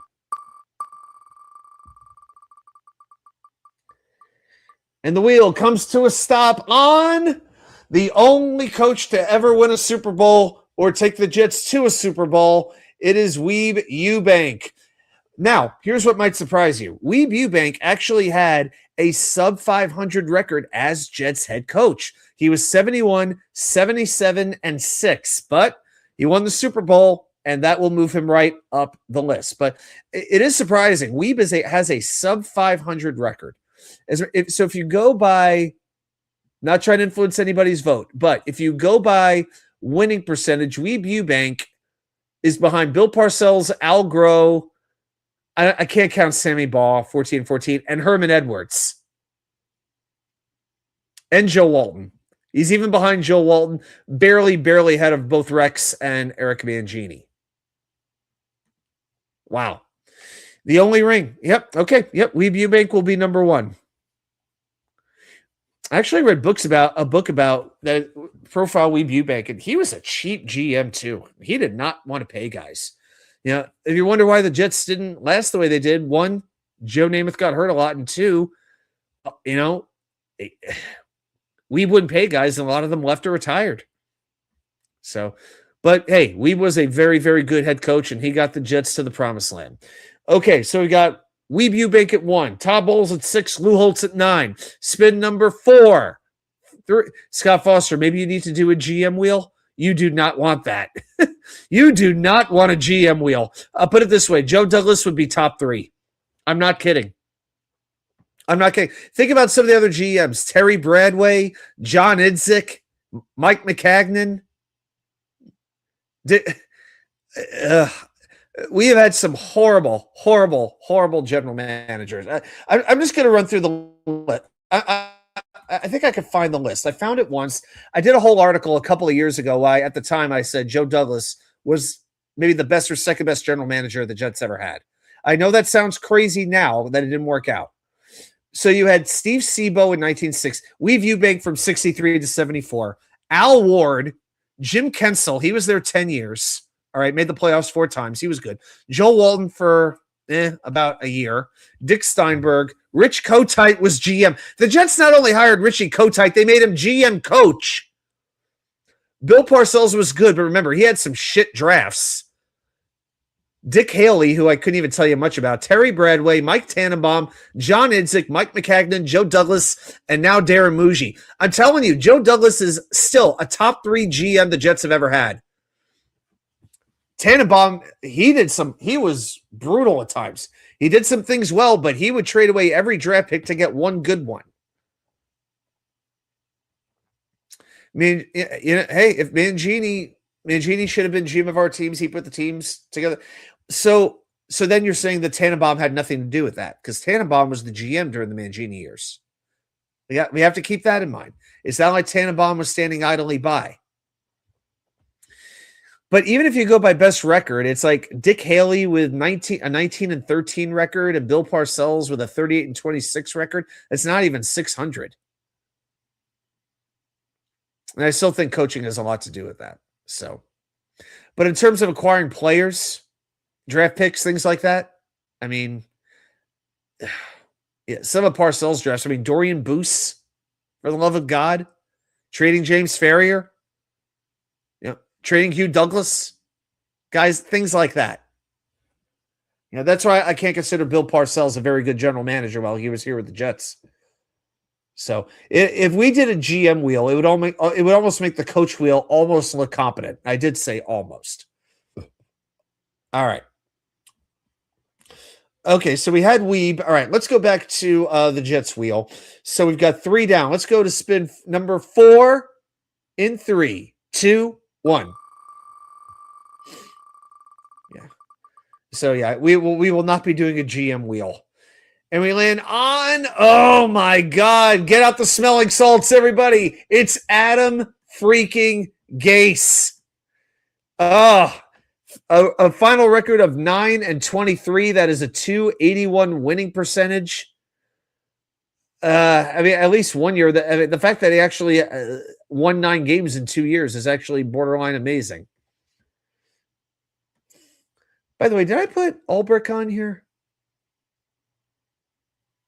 I don't think I did. Oh, you know what? I got to add Jeff Ulbrich. I just realized.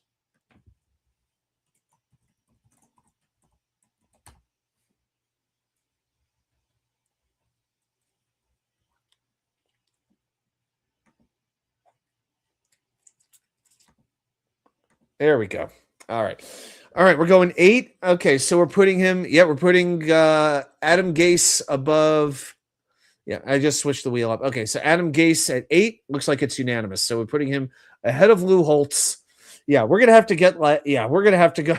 Why do I get the feeling Aaron Glenn's going to be number 10 on this wheel? It'll be him or Jeff Holbrook. All right, spin number 5 in 3, 2, 1. We got to start filling in this top 5, boys. We're going to land on Gase again. Yep, this is the risk when you only have a few names. All right, so we're going to respin.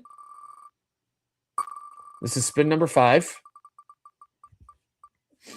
Appreciate you guys hanging out with me. This is fun. All right, we land on Joe Walton. Okay, so this is kind of a complicated one. So with Joe Walton, the Jets had a record of 53, 57, and 1. They did make the play. They had 3 playoff games, actually won one of them. But he was there from 1983 to 1989, and I can tell you, the Jet players did not like him as the replacement for Walt Michaels. Joe Klecko has been very outspoken that he did not like playing for Joe Walton.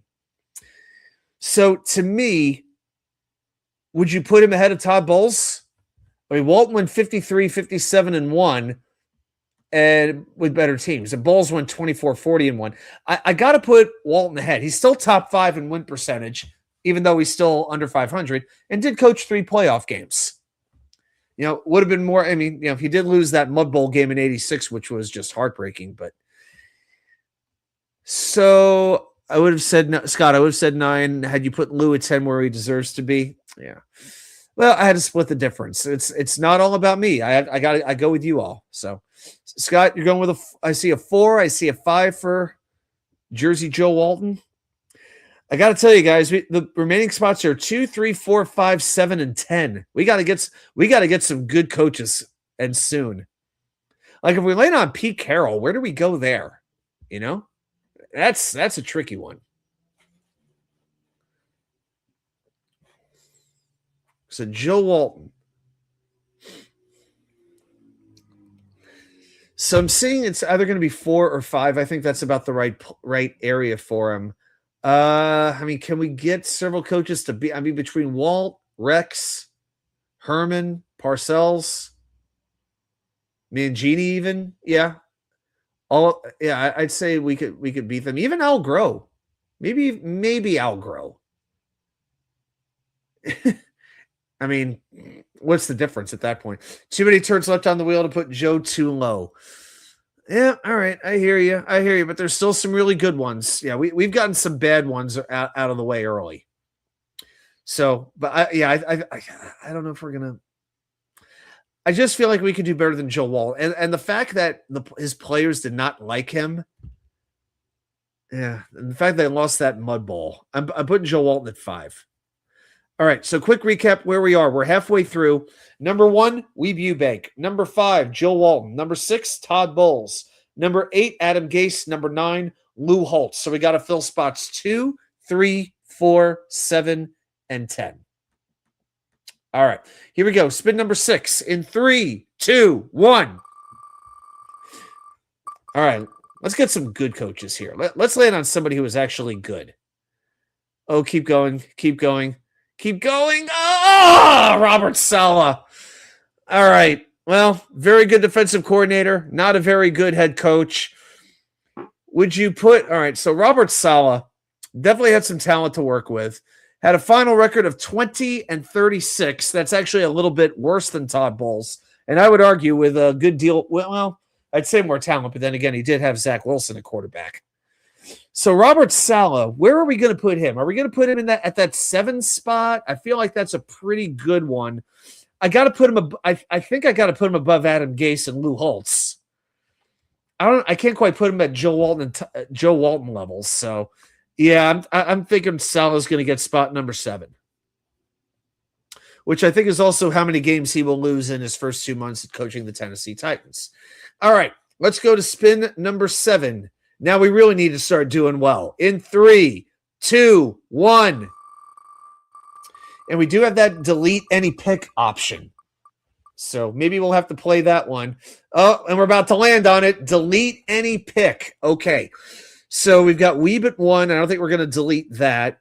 Joe Walton at 5. Todd Bowles at 6. Robert Saleh at 7. Adam Gase at 8. Lou Holtz at 9.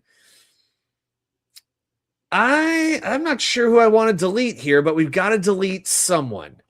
I'm thinking Walton or Bowles can go. I feel like Saleh, Gase, and Holtz are in pretty appropriate spots. Unless you want to delete Holtz and maybe say we could get to number 9. So, guys, I need you to tell me which one of our 6 picks are we deleting here? Yeah, we're not going to touch Weeb at 1. Number 5, Joe Walton. Number 6, Todd Bowles. Number 7, Robert Saleh. Number 8, Adam Gase. Number 9, Lou Holtz. Who's getting deleted? Okay.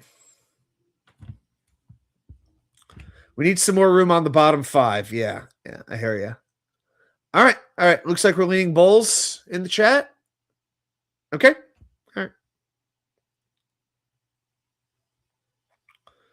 All right, so Todd Bowles is now deleted, as Broken Matt Hardy would say. All right, so now we're back to spin number 6. So we now have open spots 2, 3, 4, 6, and 10. Here we go.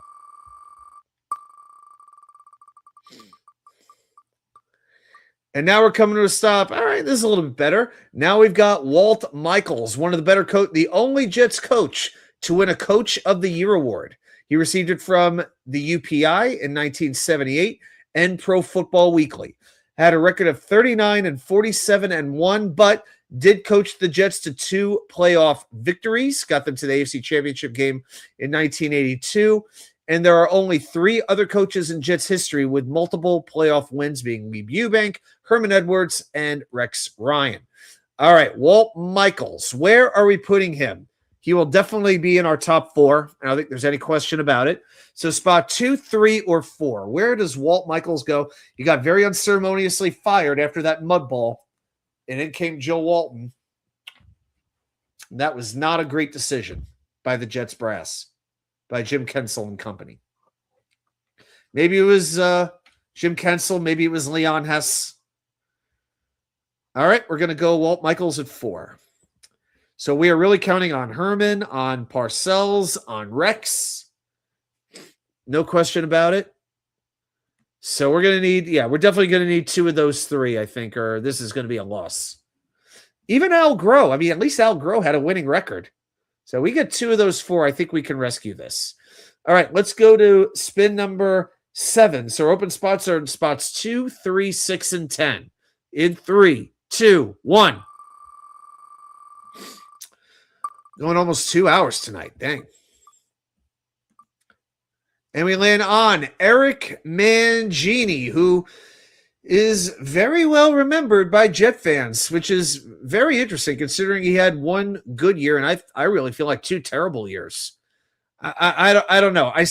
He had a final record of 23-25, 1 playoff game that he obviously did not win. I think it's just because the first season that came out of nowhere was so good that we remember him better. But then the next year was horrible.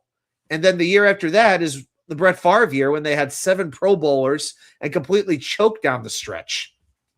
And I just thought Mangini never was very good at when to kick a field goal, when to go for it, when to punt, things like that, when to use timeouts. I just never thought Mangini was a good coach. And he just tried to be Belichick too much when he should have never have done that. We got Belichick light, and not very light as we knew by his weight back then. All right, we're going to put Mangini at 3. All right. I could have put him at 6, and I would have had no problem. But, all right, I'll go with it. Yeah, I honestly, I would have rather have had him below Walt Michaels, but this is what the chat wants, so we'll go with it. It's cool. All right, 3 spins left. Spin number 8. We've got his fill spots 2, 6, and 10. 3, 2, 1. Yeah, I know Favre had to keep his streak alive. I know. And once again, we land on Adam Gase. Respin. Get out of here. Take your smelling salts with you, you weirdo. Enjoy the Chargers. Oh, are we going to delete any pick again? Oh, my God. You know what? I'm gonna got all right. Executive decision. I'm overriding the delete any pick now. I'm overriding it. We did it once. I'm not gonna keep you here all night. All right. Spin number 8. Here we go. That one I'm overriding.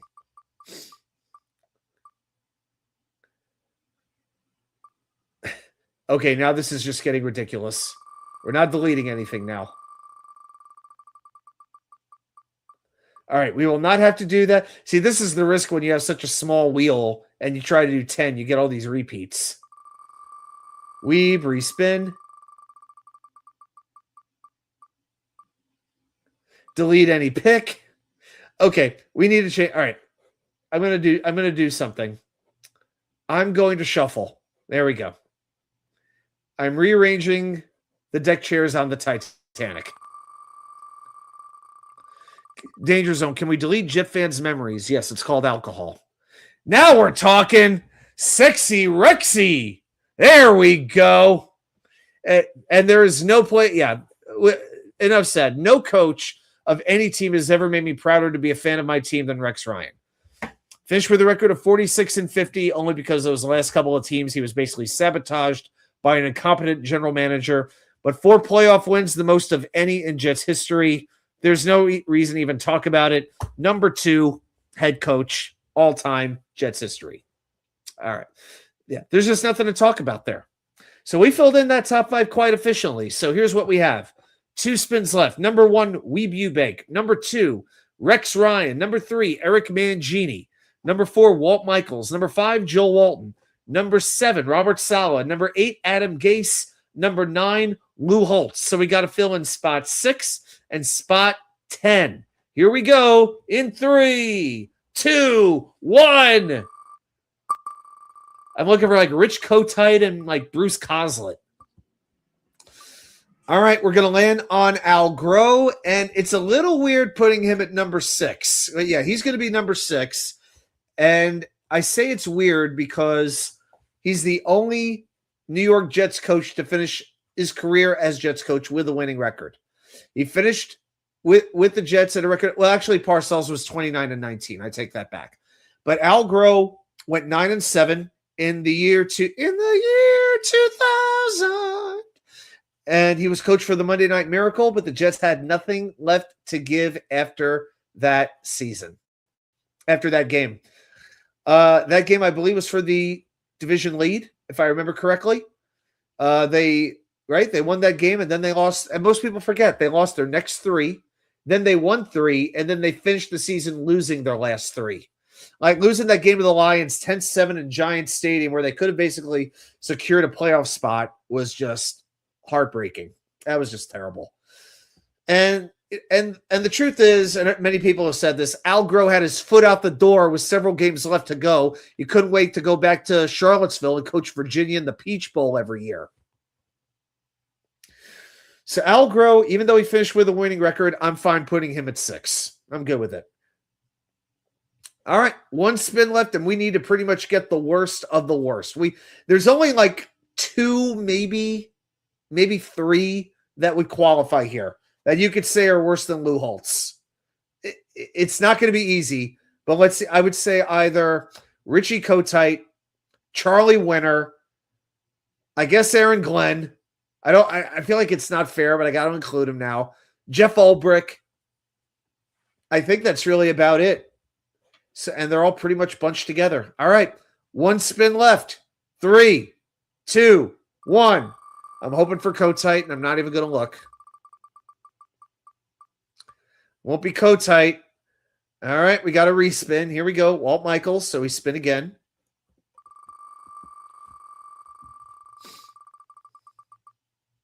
How many spins will it take is the real question. Uh-oh! Oh!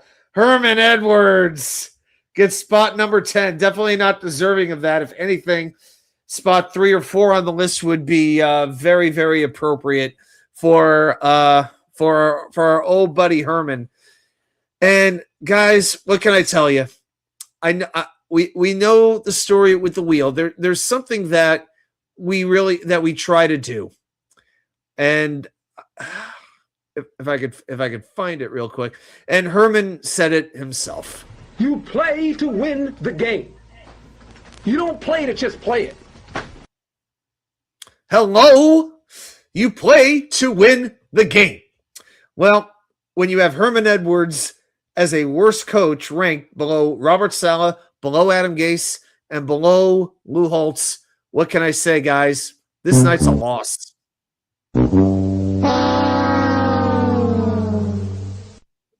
One more time. It was a good shot. I mean, if we got one of those few, I would have been, I would have been okay with that. But Rusty, is there a special teams wheel? I think there was. I did have to recreate all the wheels when I switched computers. Let me see. Do I have one? I think I used to. I could do. Yeah, I wish I could do just special teams that combine kickers and returners, but you can't really do that. I mean, I could do Jets kickers. Yeah, we could give that a shot. Yeah, I could do that. Yeah, Jets have a lot of good returns. You don't really think about bad Jets returners. So yeah, I think maybe I'll do a Jets kicker wheel. I think I'll make that after we're done, and maybe we'll break that one out. All right, guys. Well, hey, thank you very much for hanging with me tonight for 2 solid hours. I hope everybody has a great rest of your week. Keep your eyes peeled to the channel. I think next week we'll be doing more free agency, focusing on the defensive side of the football and who the Jets can bring in to try and make Brian Duker look like a good defensive coordinator.